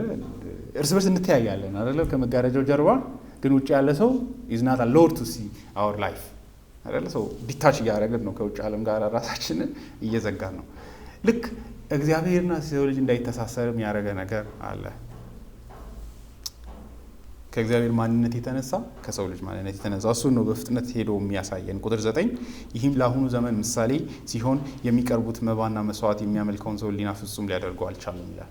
ሁለት ችግሮችን ያሳየናል። ሁለተኛው ችግር የሰዎች ነው። የመጀመሪያው ግን ሌቪቲካል ኦርደሩ ያልፈታው ነገር አለ። ይህ ስርዓት ያልፈታው ችግር አለ። መባውና መስዋዕቱ ያልፈታው ችግር አለ። ከዚህ የተነሳ ደግሞ ከዚህ ጋር ትይዩ ያልፈታው ምንድነው ችግሩ ብትሉ የሰዎቹ ሕሊና የእግዚአብሔር አይደለም። የሰዎቹ ሕሊና አይነጻም። በመስዋዕቶቹ ያንን ደም መፍሰስ እያየው ሕሊናቸው አያርፍም። ምን አለ ማለት ነው? ኦልቲሜትሊ መጋረጃው የሰው ልብን ያመለክታል። ስነርባውት የሆነ እዚህ ጋር በደንብ እንድታዩ ይሄ በጣም ራዲካል የሆነ ለአእምሯችን እንደሆነ አውቃለሁ መሆን አለበት። ምክንያቱም ብዙዎቻችን አስዩም ነው የምናደርገው። እግዚአብሔር የሆነ ደመና ውስጥ መጋረጃ ውስጥ ተደብቆ አይደለም ያለው። እግዚአብሔር በሁሉ ስፍራ አለ። ኦንሊ ፕሮብለም ዶክተር አሪሲ እንደሚሉት ኦፕቲክ ነርቫችን ስለማይሰራ ይሄ አይናችን ላይ ያለው ብሌን ስለማይሰራ አይደለም እግዚአብሔር የማይታየን አይደለ። ልበ ንጹሃኖች ብፁዓን ናቸው የእግዚአብሔርን ፊት ያያሉና ይላል። ገብታችኋል? the deepest መጋረጃ የሰው ልጅ ልብ በኃጢአት ስለተበላሸ እግዚአብሔር ሩቅ ሆኖ አይደለም፣ በሁሉ ስፍራ ይኖራል። እግዚአብሔር መቀመጫም የለውም እንደምታውቁት በሁሉ ስፍራ ይኖራልና። ለዛ የምታስቡ ከሆነ አምላካችሁን በጣም በሆነ ቦታ እየሰፈራችሁ ነው። እግዚአብሔር ሴንተሩ ይሄ ነው የሚባልበት ቦታ የለውም። ሰማይና ምድርን ይሞላል፣ ከሰማያትም ውጪ የኖረ አምላክ ነው ጊዜና ሁኔታ ሳይፈጠር። ስለዚህ ስለ እግዚአብሔርን ማወቅ አለማወቅ ከኃጢአት የተነሳ የሰው ልጅ ከእግዚአብሔር ጋር የተለየበትን እውነታን ነው እያሳየን ያለ ነው። እነዚህ መጋረጃዎች፣ እነዚህ የድንኳን ምሳሌዎች የሚያስተምሩት ይህንን ነው። አንዳች ችግር አለ መፈታት ያለበት የሚል ዛሬም እግዚአብሔርን ወደ ማየት እንድንመጣና እግዚአብሔርን ወደ ማወቅ እንድንመጣ አንዳች መደረግ ያለበት ነገር አለ። ሁለተኛ ቆሮንቶስ 3 ላይ ምንድን ነው የሚለው ጳውሎስ? እስከ ዛሬ ድረስ መጋረጃው በፊታቸው ስላለ አይደለ ስለተሸፈነ እግዚአብሔርን አያውቁትም ይላል። መንፈሳዊ በሆነ መንገድ ትርጉም ያ ነው። ሁለተኛ ቆሮንቶስን ላንብብላችሁ በደንብ እንዲገባን። ምክንያቱም ንጽጽሩ የብሉይ ኪዳንንና የአዲስ ኪዳንን በክርስቶስ ኢየሱስ የተከሰቱትን ነገሮች ለማስረዳት ጳውሎስ ከምዕራፍ 3 እስከ 4 መጨረሻ ድረስ ይሄዳል። ጊዜ ወስዳችሁ አንብቡ። እኔ ግን የምፈልጋትን 2 ጥቅሶች ከዚህ ውስጥ አውጥቼ ወደዚህ ይመለሳለሁ። ምዕራፍ 3 ቁጥር 12 የሙሴን ሁኔታ ያመጣና ያንኑ መጋረጃ ምን ትርጉም እንዳለው እንድናስብ ብዬ ነው። ምዕራፍ 3 ቁጥር 12 እንግዲህ የመሰለ ተስፋ ስላለን በድፍረት እንናገራለን። እስራኤላውያን የፊቱ ማንጸባረቅ እየጠፋ ሲሄድ መጨረሻውን እንዳይመለከቱ ፊቱን በጨርቅ እንደሸፈነው እንደ ሙሴ አይደለንም። ሙሴንና ራሱን ጳውሎስ እያነጻጸረው የሙሴን አገልግሎትና የአዲስ ኪዳንና ወንጌል ሰባኪዎች አገልግሎትን እና እኛ እንግዲህ በሙሴ ፊት የሚታየው እግዚአብሔር ክብር ነው። አይቶት የመጣውን ነገር ነው የሚያሳብቀው ወደዛ ወደ ድንኳኑ ወደ እግዚአብሔር መገኘት ገብቶ ሲወጣ እና ሙሴ ክብሩን ምን ያደርገዋል? የክብሩ ይሸፍነዋል። ለምን ነው ብትሉ ብዙዎቻችን የምናስበው ሰዎች የክብሩን አይተው መሸከም ስላቃታቸው አይደለም። ካልቪን ሲያወራ ቀስ ብሎ ፊቱ መብራቱን እያቆመ ሲመጣ ሰዎች ዲስሪስፔክትፉል ሊሆኑ ይችላሉ። እንደዛ እንዳይሆን ይሸፍነዋል። ላይክ አንደኛ በእርግጥ የሰዎቹንም ያን ፌስ የማድረግ አቅም የላቸውም። የእግዚአብሔር ቅድስና በሙሴ ፊት ሲያዩ ማለት ንጽህና ስለሌላቸው ያንን ብርሃን መሸከም አይችሉም። ገብቷቸዋል። ያን ሲባል የሆነ አንዳንዴ ጸዳል ነው የምናስበው። ብርሃን ግን ኢትስ ናት ጀስት አባውት ላይት ብቻ የሆነ አምፖል የሚያበራ አምፖል ሰማይን እንሸፍናል ነበር። ኢትስ ናት አባውት ላይት የሰውን ኃጢአት የሚያሳይ ነገርም ስለነበረው ነው እና በእርሱ ፊት እግዚአብሔርን ሰዎች ስለሚያዩም ጭምር ነው እና ሙሴ ይደብቃል፣ እኛ ገና አንደብቅም ይላል ጳውሎስ። ምን እንደሚል በደንብ ቀስ ብላችሁ እኛ አንደብቅም፣ እኛ አዲስ ኪዳን ወንጌል ሰባኪዎች ፊታችንን አንሸፍንም። እስራኤላውያን የፊቱ ማንጸባረቅ እየጠፋ ሲሄድ መጨረሻውን እንዳይመለከቱ አይታችኋል። ምክንያቱ ይሄ ነው። ፊቱን በጨርቅ እንደሸፈነው እንደ ሙሴ አይደለንም ይላል። ሲጠፋ የሰው ልብ እንደዛ አይደለ፣ በባህሪው መዳፈር ይጀምራል። የሰው ለካ አንደኛ ነው ሊል ይችላል ነው ለዛ ይሸፍነዋል። ነገር ግን ይህንን ከኪዳኑ ጋር እንዴት እንደሚያስተሳስረው ይሁን። ነገር ግን ብሉይ ኪዳን በተነበበ ቁጥር ያ መሸፈኛ እስከ ዛሬ ድረስ ስላልተወገደ ልቦናቸው እንደደነዘዘ ነው ይላል። መጽሐፉን እንዴት ኪዳኑን እንዴት ሰዎች እግዚአብሔር ማየት እንዳቃታቸው ነው የሚያወራው። የሚወገደው በክርስቶስ ብቻ ነው እና ይላል። ገብቷቸዋል እየተባለ እንደሆነ ክርስቶስ ጋር ያ መጋረጃ ይጠፋና የእግዚአብሔር ፊት ይታያል ይላል። ሌተር እንደዚህ ይላል ምዕራፍ 4 ላይ ከወንጌል ስብከት ጋርና ከአገልግሎቱ ጋር ጳውሎስ እንዴት እንደሚያያይዘው ምዕራፍ 4 ቁጥር 3 በመሰረቱ ይቅርታ እዚሁ ምዕራፍ ቁጥር 18 ምዕራፍ 3 18 ነው። እኛ ሁላችንም ባልተሸፈነ ፊት እንደ ሙሴ ሳንሸፍን የጌታን ክብር እንደ መስተዋት እያንጸባረቅን ይላል። ሙሴ እግዚአብሔርን ክብር እሱ ላይ ይመጣና ያንኑ ነው አውጥቶ የሚያሳየው። እኛም እንደ ሙሴ ግን ምን ባልሆነ ፊታችንን ሳንሸፍን የክርስቶስ ብርሃን ይወጣል ከኛ ፈልጅ እያደረገ ይላል። እንዴት እያንጸባረቅን የእርሱን መልክ እንድንመስል ከክብር ወደ ክብር እንለወጣለን። ይህም የሚሆነው መንፈስ ከሆነ ጌታ ነው።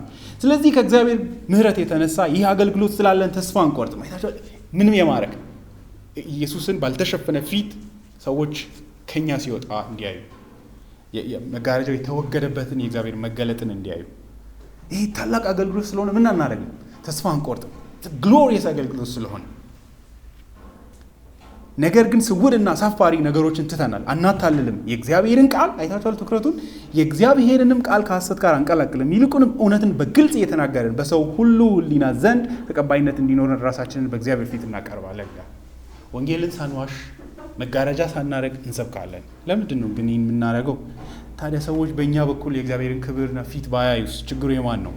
ምዕራፍ 4 ቁጥር 3 ወንጌላችን የተከደነ ቢሆን እንኳን መጋረጃም ሸፍኖ የማያይ ሰው ባይኖር የተከደነው ለሚጠፉት ነው። የእግዚአብሔር አምሳል የሆነው የክርስቶስ የክብሩን ወንጌል ብርሃን እንዳያዩ የዚህ ዓለም አምላክ የማያምኑትን ሰዎች ልቦና አሳውሯል ይላል። በእኛ ክብር የወንጌል ስብከት ቃል ሰዎች እግዚአብሔር አልታይ ካላቸው ችግሩ የኛ አይደለም ይላል። የክርስቶስ ፊት ስለማያበራ አይታችኋል። ማብራት ግን ሲል ወደ ቃሉ ስብከት ነው የወሰደው። በሕጉ መገለጥ ውስጥ የእግዚአብሔር ፊት የተሸፈነ ያለ ነው የሚመስለው። በወንጌሉ ቃል ስብከት ግን የእግዚአብሔር ፊት ይታያል ይላል። ወደ ስብከት ይወስዷል። አሁንም ቁጥር 5 ላይ ይኸው ተመልሶ ወዴት እንደሚሄድ የት ነው የእግዚአብሔር የክብሩ እውቀት ብርሃን የሚያበራው? ሰዎች እግዚአብሔርን ዛሬም ሊያዩ ስለሚፈልጉ ብዬ ነው። ግን ማየት ከፈለግን የት መፈለግ እንዳለብን ለመጠቆምም ነው። የክብሩን ወንጌል ብርሃን እንዳያዩ የዚህ ዓለም አምላክ የማያምኑት ሰዎች ልቦና አሳውሯል። እኛ የምንሰብከው ክርስቶስ ኢየሱስ ጌታ መሆኑን እንጂ ራሳችንን አይደለንምና በእኛ ስብከት ውስጥ ነው የሚታየው እያለ ነው። እኛም ራሳችንን ስለ ኢየሱስ ስንል የእናንተ አገልጋዮች ሆነናል። በክርስቶስ ፊት እግዚአብሔር የክብሩን እውቀት ብርሃን ይሰጠን ዘንድ በጨለማ ብርሃን ይብራ ያለው እግዚአብሔር ብርሃኑን በልባችን አብርተዋልና ይላል። የሰው ልጅን ዛሬም መጋረጃው ነው የከለከለው፣ ሕሊናውን የሸፈነው መጋረጃ አለ። እርሱም እግዚአብሔር ፊቱን ገልጧል። አሁንም ግን ሰዎች ወንጌሉን በአግባቡ ካለመረዳት የተነሳ ላያዩት ይችላሉ። ልክ የብሉይ ኪዳን ላይ የነበሩ ሰዎች የነበራቸው አይነት እውነታ ማለት ነው።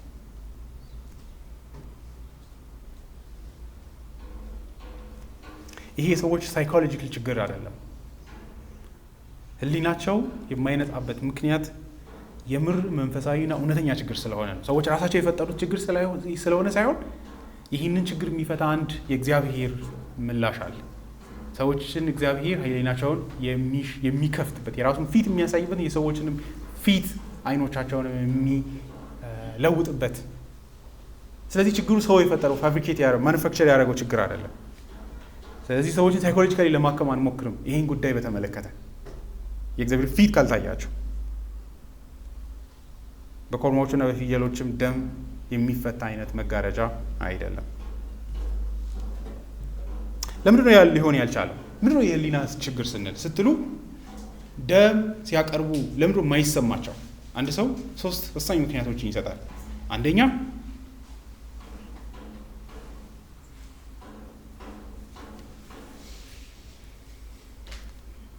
ሰዎቹ ኃጢአቱ ከውስጣቸው ሲጠፋ አያዩት። ስለዚህ ሆፕ አያረጉ። መስዋዕቱን ቢያቀርቡትም ልባቸው ኃጢአትን ተሸክሞ ስላለ ሌሎን ነገ ተስፋውን አያዩ። ስለዚህ አይረካም አእምሯቸው። 2 የሚያቀርቡትና ኃጢአት ያደረገው አካል መካከል ልዩነት መኖሩ ተስፋ ያደረጋቸው። የሰው ልጅ ኮንሽየስ ለሆነው በደሉ መንገድ ላይ እየተራመደ ያለን በግ አምጥቶ መሰዋት እርካታ ስለማይሰጥ በጎቹ እየፈለጉ ደስ ብሏቸው አይደለም ሴፍ ውስጥ የሚገቡት፣ እየሸሹ ነው አይደለ? ደግሞ በግ ሰው ለሰራው ኃጢአት በግ ሰውቶ ሰላም አለኝ ቢል ሰው የራሱን ኃጢአት አልተረዳም። የእግዚአብሔር ማንነትም አንደርማይን እያደረገ ነው። በበግ ኃጢአት በበግ ደም እግዚአብሔርን አመልጣለሁ ብሎ ማሰብ። ስለዚህ እውነተኛ ለሆኑቱ ልባቸው ምን አይሆንም ነበር? ሕሊናቸውን አያረካም ነበር።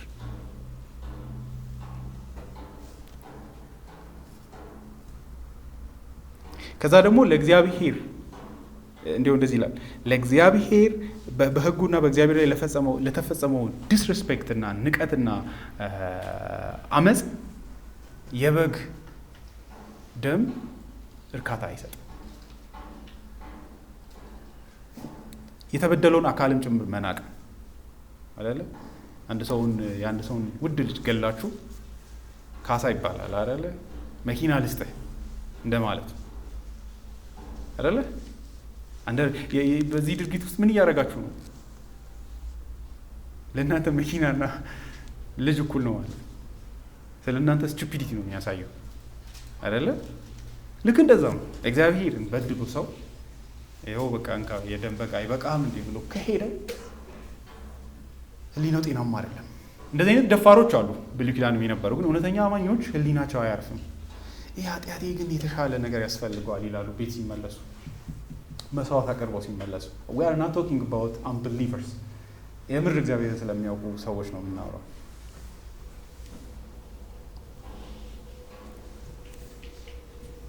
ታስር እነዚህ ሁሉ ታዲያ ምን እያደረጉ ነበር? ስርዓቶቹ ታዲያ ይህንን ካልሰጡ፣ ህሊና ካላነጹ፣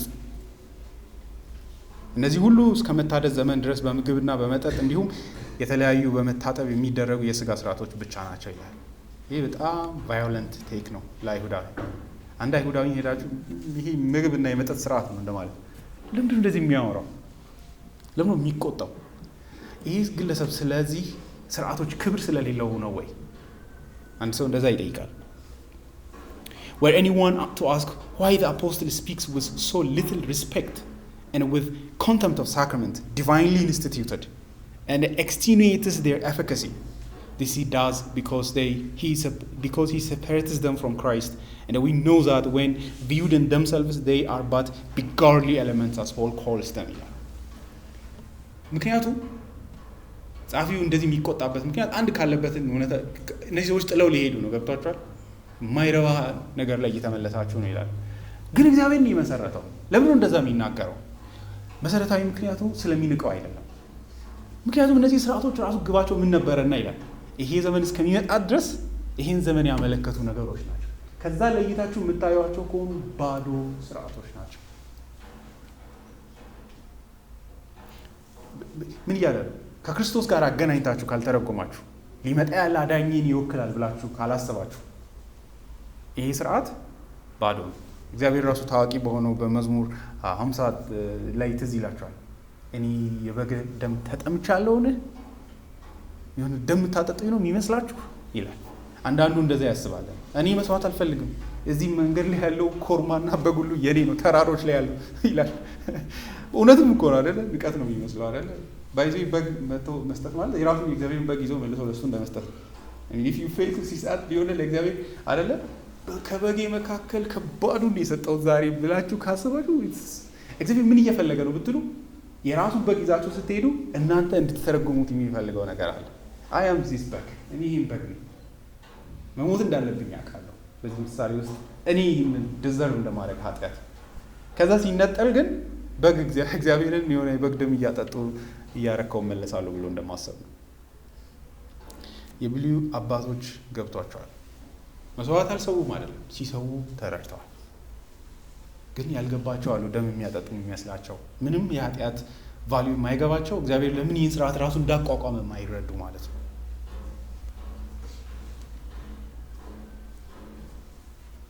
ስለዚህ እስከ መታደስ ዘመን ድረስ ብቻ ነው የተሰጠው። ስለዚህ አሁን መቆም አለባቸው እያለ ለምን? የጠቀሙት ነገር አሁን እውን ስለሆነ፣ የእግዚአብሔር ቅድስት ቅዱሳን ስለተከፈተ፣ መጋረጃው ስለተከፈተ አቁሙ እያለ። ቁጥር 11 ክርስቶስ አሁን ስላሉት መልካም ነገሮች ሊቀ ካህናት ሆኖ በመጣ ጊዜ በሰው እጅ ወዳልተሰራች ከዚህ ፍጥረት ወዳለችው ታላቅ ፍጹም ድንኳን ገባ ይላል። አያችሁ፣ ለምንድን ነው ማቆም ያለብን? ክርስቶስ መጥቷል። የገባውም ወደ ቅድስት ቅዱሳን ስለሆነ ከዚህ ክብሩን ታላቅነቱን ሲያሳይ ምን ይለናል? ከዚህ ፍጥረት ወዳልሆነች ታላቅ ወደሆነ ፍጹም ወደሆነ ቤተ መቅደስ ነው የገባው ይላል።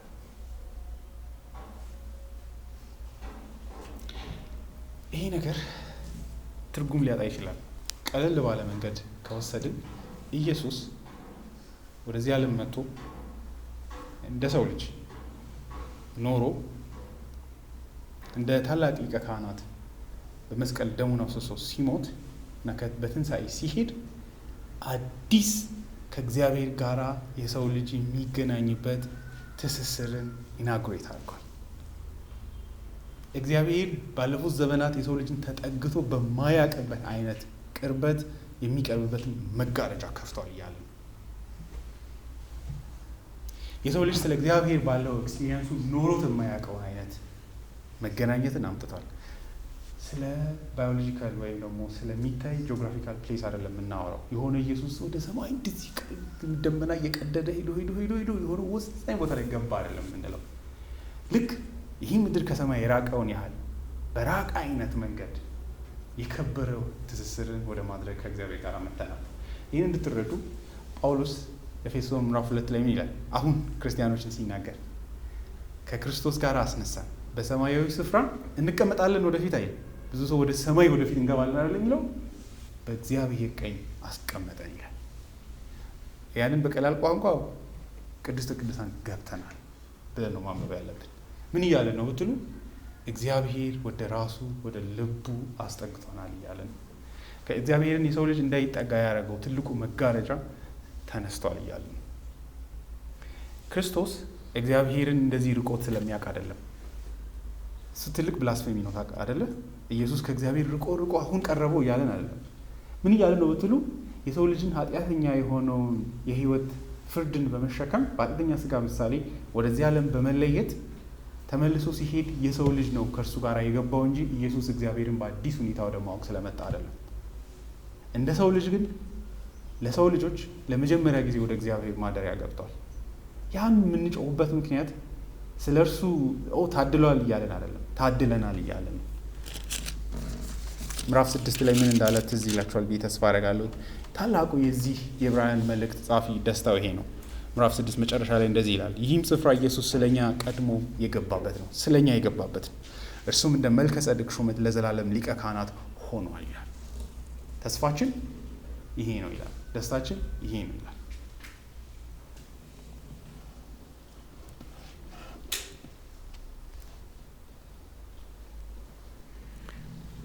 አሁን ወደ እግዚአብሔር ማደሪያ ገብተናል። ማተር ኦፍ ፌት የእምነት ጉዳይ ነው። በእውነተኛ መንገድ የመዳንና ያለ መዳን ጉዳይ ነው። እውነት ነው። አሁንም ወይ ከመጋረጃው ጀርባ ነው ያለ ነው ወይ ገብተናል።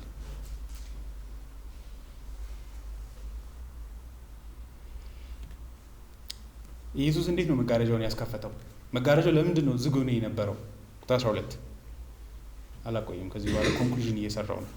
የፍየልና የገባውም የፍየልና የጥጃዎችን ደም ይዘው አይደለም፣ ነገር ግን የዘላለምን ቤዛነት ሊያስገኝ የራሱን ደም ይዞ ወደ ቅድስተ ቅዱሳን ለአንዴና ለመጨረሻ ጊዜ ገባ። የበፊቶቹ የሚገቡት የፍየልና የጥጃ ደም ይዘው ነው። ኢየሱስ ግን የራሱን ደም ይዞ ነው የገባው። ምን እያለ ነው? በእውነት ሪሊ ሳድ ሰዎች በደንብ ስለማያስቡ ይሄንን ኢየሱስ የእግዚአብሔርን ማደሪያና መጋረጃ ያስከፈተልን በደሙ ነው። ምን እያለ ነው? have you ever given a thought ይህንን ነገር ወይ ዝም ብላችሁ ደም ፈሷል ገባን ብላችሁ ሄዳችኋል? ምን እያልኩ ነው? በእውነት ይህንን ሳምን እግዚአብሔር መጋረጃውን የከፈተበት ምክንያት የተሻለ ደም ስለመጣ ነው። ባይመጣ ኖሮ አይከፍትም ነበር እያለ ነው። ስለ እግዚአብሔር ምን ይነግረናል? ይሄ ቢሾፕ ኤንቲ ራይት የሚባሉ አንድ ታዋቂ ሰው እያሉ የእኛን ሃይማኖት ብዙ ይሳደባሉ፣ የፕሮቴስታንት ሃይማኖትን። አንዱ ትልቁ ትችታቸው ደም የተጠማ አምላክ ነው የሚያስተምሩት የሚል ነው። አፍቃሪ አባትን ሳይሆን የሚያስተምሩት ልጁን በመቅጣት የረካ አምላክን ያስተምራሉ የሚል ነው። ኤግዛክትሊ እንደዛ ነው የምንለው። ፊቱን ያለ ደም የማያሳይ አምላክ ነው። መጨረሻ ላይ የሚናገራል የዕብራውያን ጸሐፊ፣ ያለ ደም ስርየት የለም ይላል። የእኛ አምላክ ከሌሎች አማልክቶች ሁሉ የሚለይበት ምክንያት በዚህ ደም በልጁ ደም ብቻ የሚያስገባ አምላክ መሆኑ ነው። እግዚአብሔርን ስናስብ በዚህ መንገድ ካላሰብን አናውቀውም። እርሱም በየትኛውም አይነት ኃጢአታችሁ የማይነጻ እሱ ራሱ ቅዱስ የሆነ እጅግ በተሻለ እጅግ በከበረ ስቃይና ጽድቅ ብቻ የረካ አምላክ ነው። የዚህ አምላክ እርካታ በዚህ አይነት ጽድቅና በዚህ አይነት ደም መሆኑ ስለ እርሱ የሚናገረው ነገር ታላቅ ነው። እንደ ጣዖት አማልክታት ኃጢአትን ዝም ብሎ የሚያልፍ አይደለም። እስልምና ላይ እንዳለው ምንድን ነው ኃጢአታችሁን አቶን የምታደርጉበት መንገድ? ስለምታጠፉት እሺ፣ ስለምታደርጉት ጽድቅ መልካም፣ ስለምታጠፉት ምን ብሎ ነው አምላካችሁ የሚያልፈው ቢባል አይታወቅም። ሄደን ፊገራውት እናደርጋለን ይላሉ። አንድ ጊዜ አንድ ልጅ እንደዛ ነው ስጠይቀው፣ እዚህ ይህ በጣም መረዳት አለብን። ምንድን ነው እስቲ ወንጌል ስበከኝ አልኩት። የምስራች ንገረኝ ሙስሊም እንደሆነ ሊስት ሴት ኦፍ ሩልስ ነው የሚሰጠኝ። እግርን ታጠብ ባይዚ ሃይማኖቱ ግራንድ ቢመስልም እንደዛ ነው። ኢትስ ጀስት ማያልቁ ሊስት ኦፍ ሪቹዋልሶች። እነሱ በእርግጥ ኃጢአትን ለማድረግ በር የሚከፍቱ ናቸው አይደል? ብዙ ሚስት ማግባት ትችላላችሁ ኖበሪ አስክስ ዩ አይ ሚን እንዲሁም ሰዎች የሚመቻቸው ሃይማኖት ነው የሚመስለኝ። በቃ እግር እየታጠባችሁ በቃ ህይወት ሰላም ነው አስባችኋል? በቃ በቀላሉ የምታመልጡት አይነት ነገር ማለት ነው። ይሄ ስለ አምላክ የሚናገረው ነገር አለ። በኋላም ደግሞ የሚሰጠው የሚሸልመውም ነገር ያሳፍራል አይደለ? መንግስት ስትሄዱ አሁን እዚህ በእግዚአብሔር ቀን ለማውራትም እንኳን ያሳፍራል አይደለ? ከዛ ደግሞ ኃጢአትን በምን አትሆን እንደሚያደርግላችሁ አታውቁም። ድንገት ሶቨረን ነው። ሰማይ ስትደርሱ ሂድ አንተ ወደ ሸይጣን ሊላችሁ ይችላል፣ ወይ ወደ ኃጢአትን እንዴት እንደሚያልፍ በዛው ውስጥ አምላካችሁም እንደናንተ የሚመስል ነው። የኛ አምላክ ግን እጅግ መጀስቲክ አምላክ ነው። የገዛ ልጁ እንኳን የኃጢአተኞችን ኃጢአት ተሸክሞ ሲመጣ ያላለፈ አምላክ ነው። እሱ ጀስት ሆሊ የሆነ እጅግ ቅዱስ እጅግ አስፈሪ በቅድስና ነው። በቀላሉ ማታታልሉት በኮርማዎችና በፍየል ደም በእግርና በእጅ መታጠብ የማታልፉት አምላክ ነው። ማርያምና መላእክቶችም የማያድኗቸው አምላክ ነው። ካልቪን እንደዛ ነው የሚለው። አይ ላቭ ዳት። በሮማን ካቶሊሲዝም እና በእስልምና መካከል ምንም ርቀት የለም ይላል። ከገባችሁ ሊመስል ይችላል አይደለ? በጣም አንደኛው ማለት እኛ ጋር ናቸው። ትንሽ እነሱ ሪአጀስት ነው የምናደርገው ነው የምንለው አይደለም። እነሱም ብቻ ሳይሆን አይሁዳዊንም ሪአጀስት አይደለም የምናደርገው። የምር ካልገባው እንደ ጳውሎስ እግዚአብሔር ለመጀመሪያ ጊዜ ወደ ማወቅ ነው የሚመጣው። ስለዚህ አምላካችንን ስናስብ ሁሌም በደም የተጠጋነው አምላክ መሆኑን ከተረዳን በእውነተኛ አምላክ ታውቀናል፣ እርሱንም አውቀናል። ከዚህ ያለፈ ያነሰ ሃይማኖት ሁሉ የውሸት ሃይማኖት ነው። ያን ስላችሁ አንዳንዴ እኛም ራሱ እዚህ ልትገኙ ትችላላችሁ። የኢየሱስ ደም ያን ያህል ዌይት ላይኖረው ይችላል በአእምሯችሁ ውስጥ። አይ ፊል ፎር ዩ እንደዛ ከሆነ ገብቷችኋል። ስና ረቦት የሆነ ቦታ ላይ መገኘትና ያለ መገኘት አይደለም። እግዚአብሔርን ሳስብ በፍጥነት የልጁ ደም ካልመጣልኝና አምላኬ እጅግ ቅዱስ ነው ግን በልጁ በኩል ይወደኛል፣ ኃጢአቴ በእርሱ ደም ቀርቶልኛል ካላልን እግዚአብሔርን እናውቀዋለን ማለት አንችልም።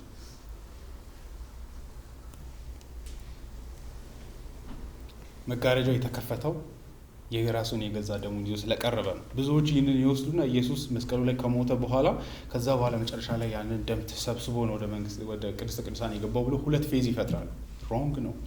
ለምን ብትሉ እዛው መጽሐፉ ያሳየናል አይደለ? ኢየሱስ በመስቀል ላይ ሲሞት በትይዩ ምንድን ነው የሆነው? መጋረጃው ከላይ ወደ ታች ነው የተከፈተው። ለምን?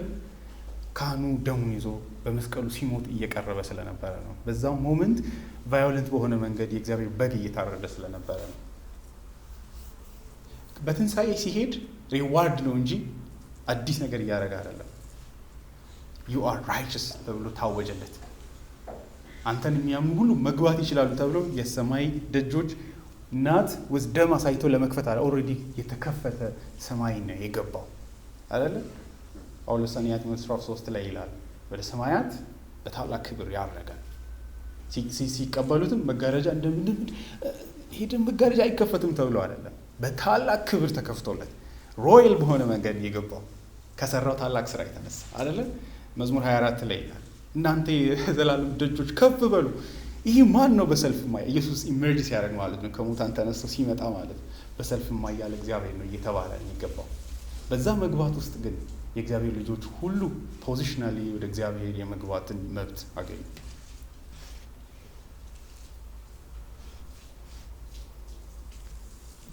የኢየሱስ ደም እንዲህ ነው የእግዚአብሔርን ማደሪያ ለኛ የከፈተው። ስለ እግዚአብሔር የሚነግረን ነገር አለ። እሱም እጅግ ታላቅ ቅዱስ በልጁ ደም ካልሆነ በስተቀር ማያስጠጋ እባካችሁ እውነት ሚሽና ቢኢዚ ኦን ተዋህዶች ሮማን ካቶሊኮች የምር አይድኑም ኢየሱስን ካላመኑ። ደምራችሁም አይደለም ላይ ኢየሱስም ያድናል። ማርያም ምን አረገች? why don't you see that? ካህን ደም ይዞ መቅረብ አለበት። የትኛው ደሟን ይዛ ነው የቀረበችው? ስለምወዳት ነው። ባይዘይ ማርያምን እንደኔ የሚወድ ማንም የለም። በጌታ እህቴ ናት ለኔ፣ አምላኬ አይደለችም። በዚህ እሷን እጅግ አክብሬያታለሁ፣ ወዳታለሁ። በዚህ መንገድ የማይተሳሰራት አያከብራትም። መላእክቶችም እንደዛው እንደሚደክማቸው አውቃለሁ፣ ግን ከተነጠለ ትርጉም ስለማይሰጥ በዚህ ቁጥር 13-14 እናንብብና እንጨርስ። የውጭ አካላቸው ይነጻ ዘንድ በረከሱ ሰዎች ላይ የሚረጨው የፍየሎችና የኮርማዎች ደም እንዲሁም የፍየሎችና የግደር አምድ የሚቀድሳቸው ከሆነ ይላል። አይታችኋል? የተለያዩ ሃይማኖትን አይደለም የምናነጻጽረው። ከአንደኛው ዘመን ይልቅ ዋለኛው ዘመን ለምን እንደከበረ ነው። ስለ መሻል ነው የዕብራውያን ጸሐፊ የሚያወራው። ምን እያለ ነው ብትሉ ከሌሎች ሃይማኖቶች ብሉይ ኪዳን ላይ ራሱ የእስራኤልን ሕዝብ የለየበት ምክንያት ወይ ደግሞ እግዚአብሔርን የሚያመልኩ ሕዝቦችን የለየው ምክንያት ይሄ ነው። ለምን? በፍየሎቹና በኮርማዎቹ ደም ራሱ ይቀደሱ ነበር። የሚሰጠው ነገር ነበረው፣ ባዶ እንዳልነበረ። በዚህም ልባቸው ሙሉ በሙሉ ባያርፍም እዩ የብሉይ ኪዳን አባቶች ድነዋል፣ ግን እንደኛ ፍሪደም አልነበራቸውም። እግዚአብሔር ኃጢአትን ይቅር ብያቸዋል የሚለውን የካህኑን የንጽህና አዋጅና ቅድስና የራይቸስነስን ክሌም ይሰማሉ። ግን አሁን ግን የበግ ደም ፈታው ብዬ ልሂድ እያሉ ይሄዳሉ ቤታቸው። ገብቷቸዋል። ያሳርፋቸዋል በተወሰነ ነገር የምር የገባቸው፣ ግን ኮምፕሊት የሆነ ፍርሃት ማስወገድን አይሰጥም። ልክ ስጋቸው ላይ የሚረጨው ስጋቸውን የሚቀድስ ከሆነ አይደለም የሚለው፣ ከውጭ ነው የሚደረገው። ደግሞ ይመጣና በላያቸው ላይ ነው የሚረጨው። በታቦቱም ላይ ይረጫል፣ በመክደኛው ላይ እንደዚህ። እሱ እንኳን ይላል በሆነ ረገድ ጸሐፊው ዝቅ እያደረገው እውነቱን ለመናገር አሁን ከተገለጠው አንጻር፣ ግን እሱ ራሱ ኮምፕሊሽ ያደረገው ነገር ነበር ይላል። ቁጥር 14 በዘላለም መንፈስ አማካኝነት ራሱን ነውር አልባ መስዋዕት አድርጎ ለእግዚአብሔር ያቀረበው የክርስቶስ ደም ያው እግዚአብሔርን እንድናመልክ ሕሊናችንን ከሞት ሥራ እንዴት ይበልጥ ያነጻ ይሆን ይላል። ሁለት ምክንያቶችን ያመጣል የኢየሱስ መስዋዕት ታላቅ የሆነበትን። አንደኛ በዘላለም መንፈስ የቀረበ ስለሆነ፣ ሁለት ነውር የሌለው ስለሆነ ይላል። በዘላለም መንፈስ ሲል ምን እያለ ነው? በመንፈስ የቀረበው አይደለም የሚለው፣ በዘላለም መንፈስ ነው የሚለው። ምን እያሳየ ነው? ዘላለማዊ በሆነ ረፍትን የሚሰጥ መስዋዕት ስለሆነ ነው። የኮርማዎቹና የፍየሎቹ ቴምፖራሪ የሆነ ደህንነት ነው። እስከ መጨረሻው ስታዩት የመድነትን ዋስትና አታዩ። ይሄኛው ግን ለዘላለም። ለምን? ኢየሱስን መስዋዕቱን ሲያቀርበው መንፈስ ቅዱስ እንደረዳው እናያለን። የእግዚአብሔርን ቁጣ ይሄ መስዋዕት ሲሸከም ሰስቴን ያደረገው መንፈስ ቅዱስ ነው። ኮላፕስ አድርጎ ኮንሱም ተደርጎ በዛ እግዚአብሔር ቁጣ እንዳይጠፋ ማለት ነው። ኢየሱስን ታውቃላችሁ፣ በአገልግሎቶቹ በሙሉ በመንፈስ ቅዱስ ከኋላ ሁሉም እየረዳው ነው። በመንፈስ ቅዱስ ኃይል ነው አገልግሎቱን የሚያገለግለው፣ እንደ ሰው ማለት ነው፣ እንደ አምላክ ሳይሆን ሰው በሆነው ማንነቱ በመንፈስ ቅዱስ እርዳታ ነው የሰራቸው ነገሮች የሰራው። እንግዲህ አምላካችን ያደረጋቸው ነገሮች ሁሉ ያደረገው እንደ ስሉስ አምላክ ነው። ይሄ ምንን ያስገነዝበናል? ኢየሱስ በጊዜ ውስጥ ኃጢአተኞች ለዘላለም ወስዶ የማይጨርሱትን የእግዚአብሔርን ቁጣ ወስዶ ጨርሷል። ኃጢአተኞች በዚህ የኃጢአታቸውን ዕዳ ነው በእግዚአብሔር የፍርድ ቀን የሚቀበሉት፣ ለዘላለም የሚቀጡት። ነገር ግን የእግዚአብሔርን ዲቫይን ጀስቲስ ስለማያረካ ተሰቃይተውም የእግዚአብሔርን ፍትህ ስለማያረካ፣ ለምን ብትሉ የእግዚአብሔር ቁጣ የማያልቅ ስለሆነ አይደለም። ኃጢአት እግዚአብሔርን ዘላለማዊ በሆነ መንገድ ኢንሰልት ስለሚያደርገው አንደርስታንድ። አንድ ጊዜ እናንተ በጊዜ ውስጥ የሰራችሁት አምላክ ዘላለማዊ ከመሆኑ የተነሳ ዘላለማዊ በሆነ ማንነቱ ላይ የሚፈጸም ኃጢአት ገብቷቸዋል። እግዚአብሔር ታይም ስፓን የለውም። ምን ልበላችሁ፣ በጊዜ ውስጥ አይኖርም። አንድ ኃጢአታችሁ ሲሄድ ዘላለማዊ ኤግዚስተንስ ነው ኢንሰልት የሚያደርገው። ስለዚህ ሲቀጣም ዘላለማዊ በሆነ መንገድ። ይህንን አሁን ለመረዳት አትቸገሩ፣ ግን ብታስቡ ደስ ይለኛል። መወያየትም እንችላለን ሲያልቅ ምን ማለት እንደሆነ። ስለዚህ በዘላለም መንፈስ ግን ኢየሱስ የእግዚአብሔር ቁጣ ሲወስድ አይደለም። ኮርማዎች ምንም በደል አይወስዱም። ክልትው ነው የሚሉት፣ ምን እየተደረገ እንደሆነ ራሱ አያውቁም። ሁለተኛው ምን ያሳየናል? ኢየሱስ መንፈሳዊ በሆነ መንገድ ነው የእግዚአብሔርን ቁጣ የተሸከመው። ኢየሱስ ፊዚካሊ በመስቀል ላይ ከተሰቃየው ስቃይ በላይ በመንፈሳዊ በሆነ መንገድ ሰፈር ያደረገው እጅግ ታላቅ። የደም ላብ እንዳላባው እናውቃለን አይደለ? ማንንም ፈርቶ የማያውቅ አዳኝ፣ ፈሪሳውያንን፣ ሞትን ኢየሱስ አልፈረም። ውሽናት ይሄ ፊዚካሊ መጥፋትን ፈርቷል ካላችሁ በአግባቡ እየተረዳን አይደለም። እንኳን ጳውሎስ እንኳን እንደ ቻምፒዮን ሞቶ ይና እያለ ነው የሞተው። ኢየሱስ ምን ቢሆን ነው የተርበተበተው? የጳውሎስ ሞት የእግዚአብሔር ቁጣ ሞት ስላልሆነ፣ የኢየሱስ ግን አክቲቭ በሆነ የእግዚአብሔር ቁጣ በታች ያለፈ ህይወት ስለሆነ፣ ሰዎች ውጫዊ በሆነ መንገድ ከቀጡት በላይ በእርግጥ ውጫዊ የሆነው ቅጣቱም የእግዚአብሔር ራሱ ቅጣት ነው። በጦር መወጋት ምን መደረጉ ግን መንፈሳዊ በሆነ መንገድ ከእግዚአብሔር ፊት የተቀበለው የቁጣ ፊት መንፈሳዊ በሆነ መንገድ ሰፈር ያደረገው እጅግ ታላቅ ነው። በእግዚአብሔር ዲቫይን ቁጣ ስር ነው ያለፈው። በመንፈስ ቅዱስ ኃይል ነው ሰርቫይቭ ያደረገው። ከዛ የተነሳ የእግዚአብሔር ቁጣ ረክቷል። ከኮርማዎች ደም በላይ ድፍረት የሚሰጠኝ ለዛ ነው። ሁለተኛው መስዋዕቱ እንደ ካህናቱ ራሱን ነውር ኖሮበት የራሱን ከፈታ በኋላ አይደለም ወደ ህዝቡ የሚሄደው፣ ነውር የሌለው ደም ነው ይላል። ምን ማለቱ ነው ብትሉ ኢየሱስ በህይወት በኖረ ጊዜ አንዳች ኃጢአት ሰርቶልን ቢሆን ኖሮ በመስቀል ሞቱ አያድነንም ነበር። ራሱ አዳኝ ወደ ማስፈለግ ይመጣ ነበር። የኖረው ህይወት እጅግ ንጹህ ከመሆኑ የተነሳ ነው ለዚህ ስራ የቀረበው። እንግዲህ የኢየሱስ ህይወት በሁለት ነው የምንከፍለው አይደለ? የኖረው ህይወት አለ። እኛ ህግን ባለመፈጸማችን ነው የዘላለም ህይወት ማናገኘው። ግን አሁን ህግን መፈጸም ብቻ ዋጋ የለውም። የተፈጸመ በአዳም በኩል የተፈጸመ ኃጢአት አለን። የራሳችን የግል ኃጢአት አለ። እነሱ ደግሞ ቅጣት ያስፈልጋቸዋል። የጽድቅ ህይወት ብቻ በቂ አልነበረም። መቀጣትም አክቲቭሊ ነበረበት። ይመስላችሁ ፓሲቭሊ ነው፣ ግን መቀጣቱ የምር ቅጣቱም አስፈልገው ነበር። ለዛ ሲቀርብ ግን እንደምንድን ነው የቀረበው? በጎቹ ራሱ ምን አይሆኑም ነበር? ንጹህ ነበሩ። የብሉይ ኪዳን በጎች አንዳች እንከን ሳይኖርባቸው እግራቸው፣ እጃቸው አንዳች ያልተበላሸው ነው የሚቀርቡት።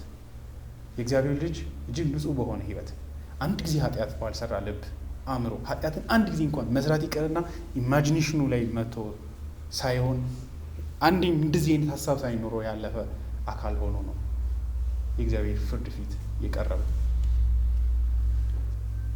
በዚህ ምክንያት ህሊናችንን ሊያረካ ይገባል። ነገር ግን ሁለት ነገሮችን የኢየሱስ ደም አሳክቷል። ቶማስ ዋሰንን የሚለው መስዋዕቱ የቀረበው ለሰይጣን አይደለም፣ ለሮማውያን ወታደሮች አይደለም፣ ለጲላጦስ አይደለም፣ ለሌላው ለማንም አይደለም፣ በተለይም ለዲያብሎስ አይደለም። ሴስ ሉዊስ እዛ ክሮኒክልስ ኦፍ ናርኒያ ላይ እንደሚያደርገው የሆነ ሰይጣን ኢየሱስን መጥቶ ወቅቶት አይደለም። እንደዛ አይደለም። በማን ፊት ነው የቀረበው? እግዚአብሔር። እግዚአብሔር ምን ይዞ? ፊቱን ነው ደሙን ይዞ። አምላካችን እጅግ አስፈሪ።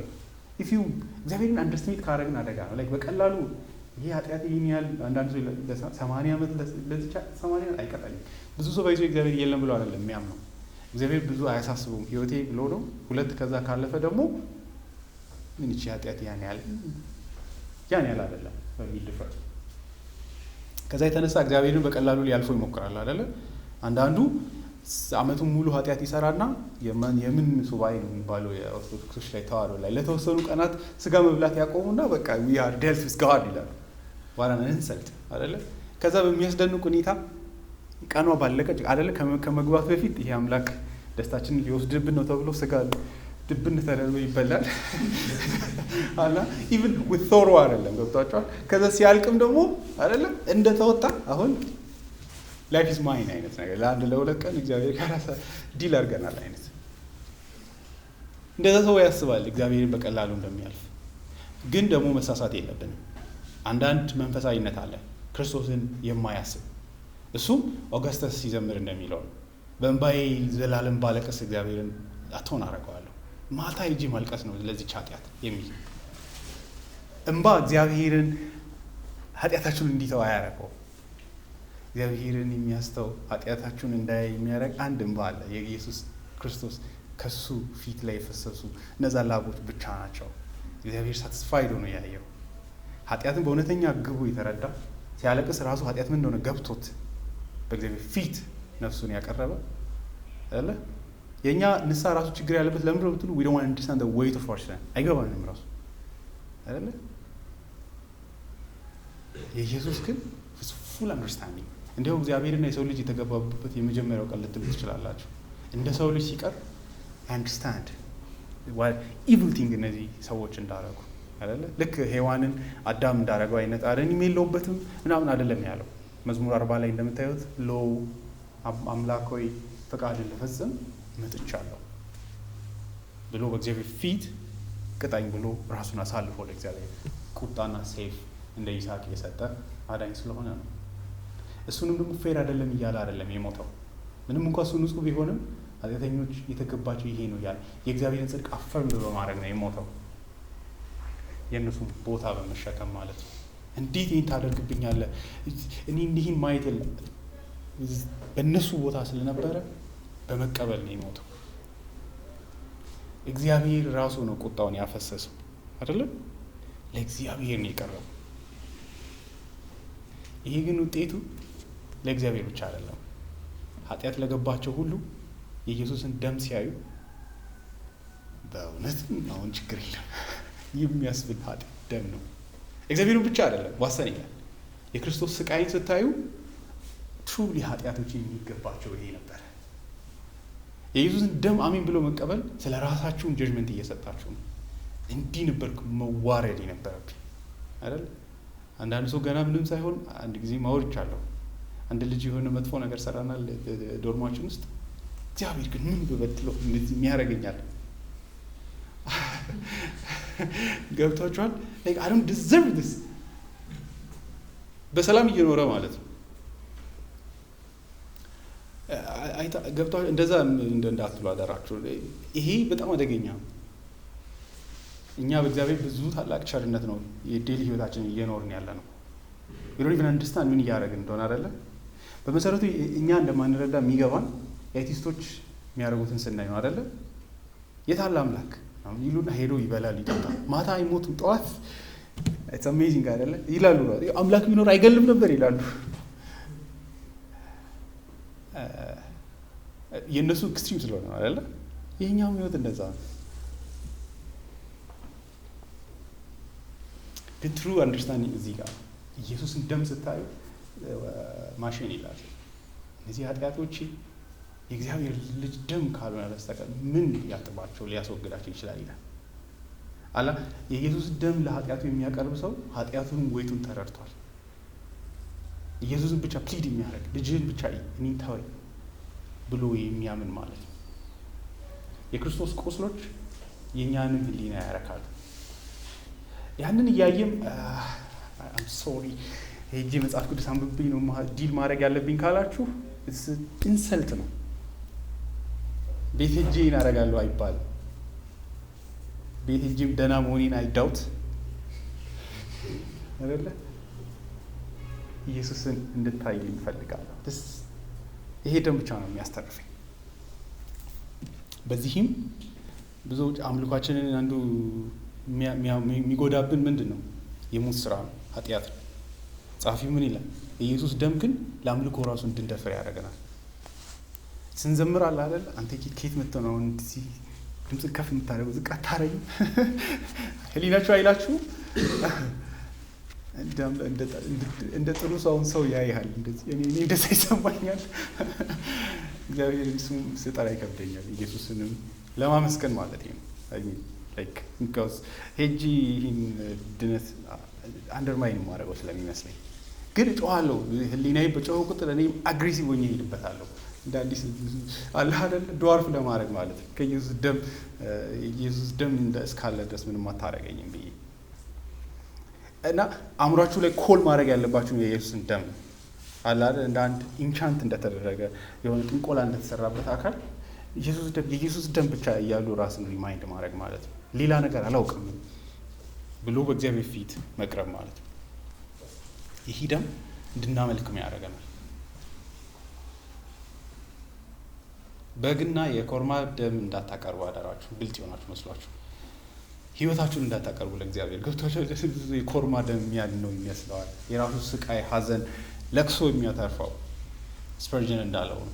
እንባዎቼ እንኳን በልጁ ደም መታጠብ አለባቸው ይላል። ንስሐዬ ራሱ በእርሱ ካልሆነ አያድነኝም ይላል።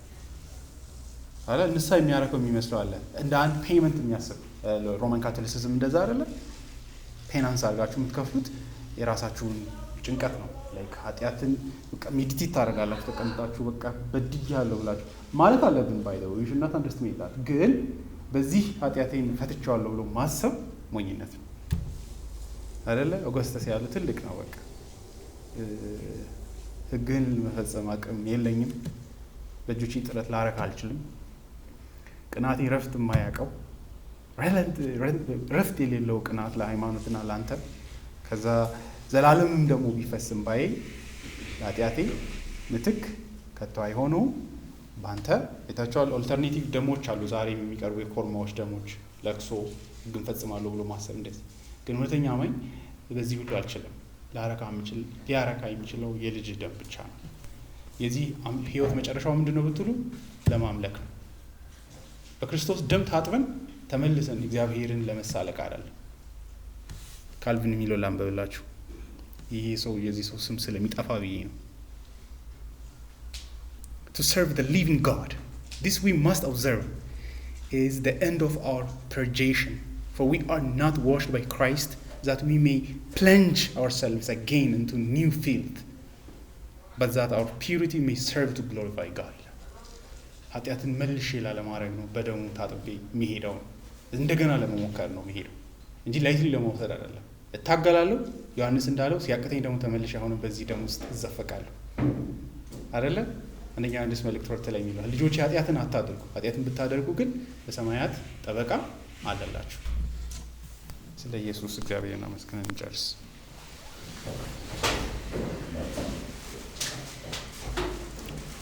እግዚአብሔር ቸር አባት ሆይ ስለ ታላቅ ቸርነት እናመሰግናለን። እኛ እጅግ ኃጢአተኛ ሰዎች ነን። የኃጢአታችንንም ብዛት ክብደት አናውቀው። በማይዋሽ መንገድ ብዙ ኃጢአቶች አሉ ባሳለፍናቸው አንተንባቸው መንገዶች አንተ ላይ ደግሞ አንተ በህይወት ውስጥ ባስቀመጥክበት ቦታና ኃላፊነቶች ሁሉ ወላጆቻችንን ካለመታዘዝ፣ ወንድሞቻችንን በቤተሰብ ውስጥ ካለመውደድ፣ መንግስትን ካለመታዘዝ፣ ከዛ አለፍ ሲል ደግሞ አንተንም በውሸት አይነት ሃይማኖቶች በማምለክ እውነተኛ በሆነ መንገድ ለማወቅ ባለመትጋት ቁጥር የሌላቸው ኃጢአቶች አሉብን። ደግሞ በልብ ውስጥ የሞላ ምኞት ሁሉ በመሸከም ነው የኖርነው። አሁንም ደግሞ በእነዛ ኃጢአቶች እንማቀቃለን። በልጅ ግን ድልን እናያለን። በእርሱ ጽድቅ ልታጸድቅ ስለወደድክ ራስህን በዚህ አይነት መንገድ ስለገለጥክ አንተን ሕያውና እውነተኛ የሆንከውን አምላክ እንድናውቅ እድል ስለሆነልን እናመሰግናለን።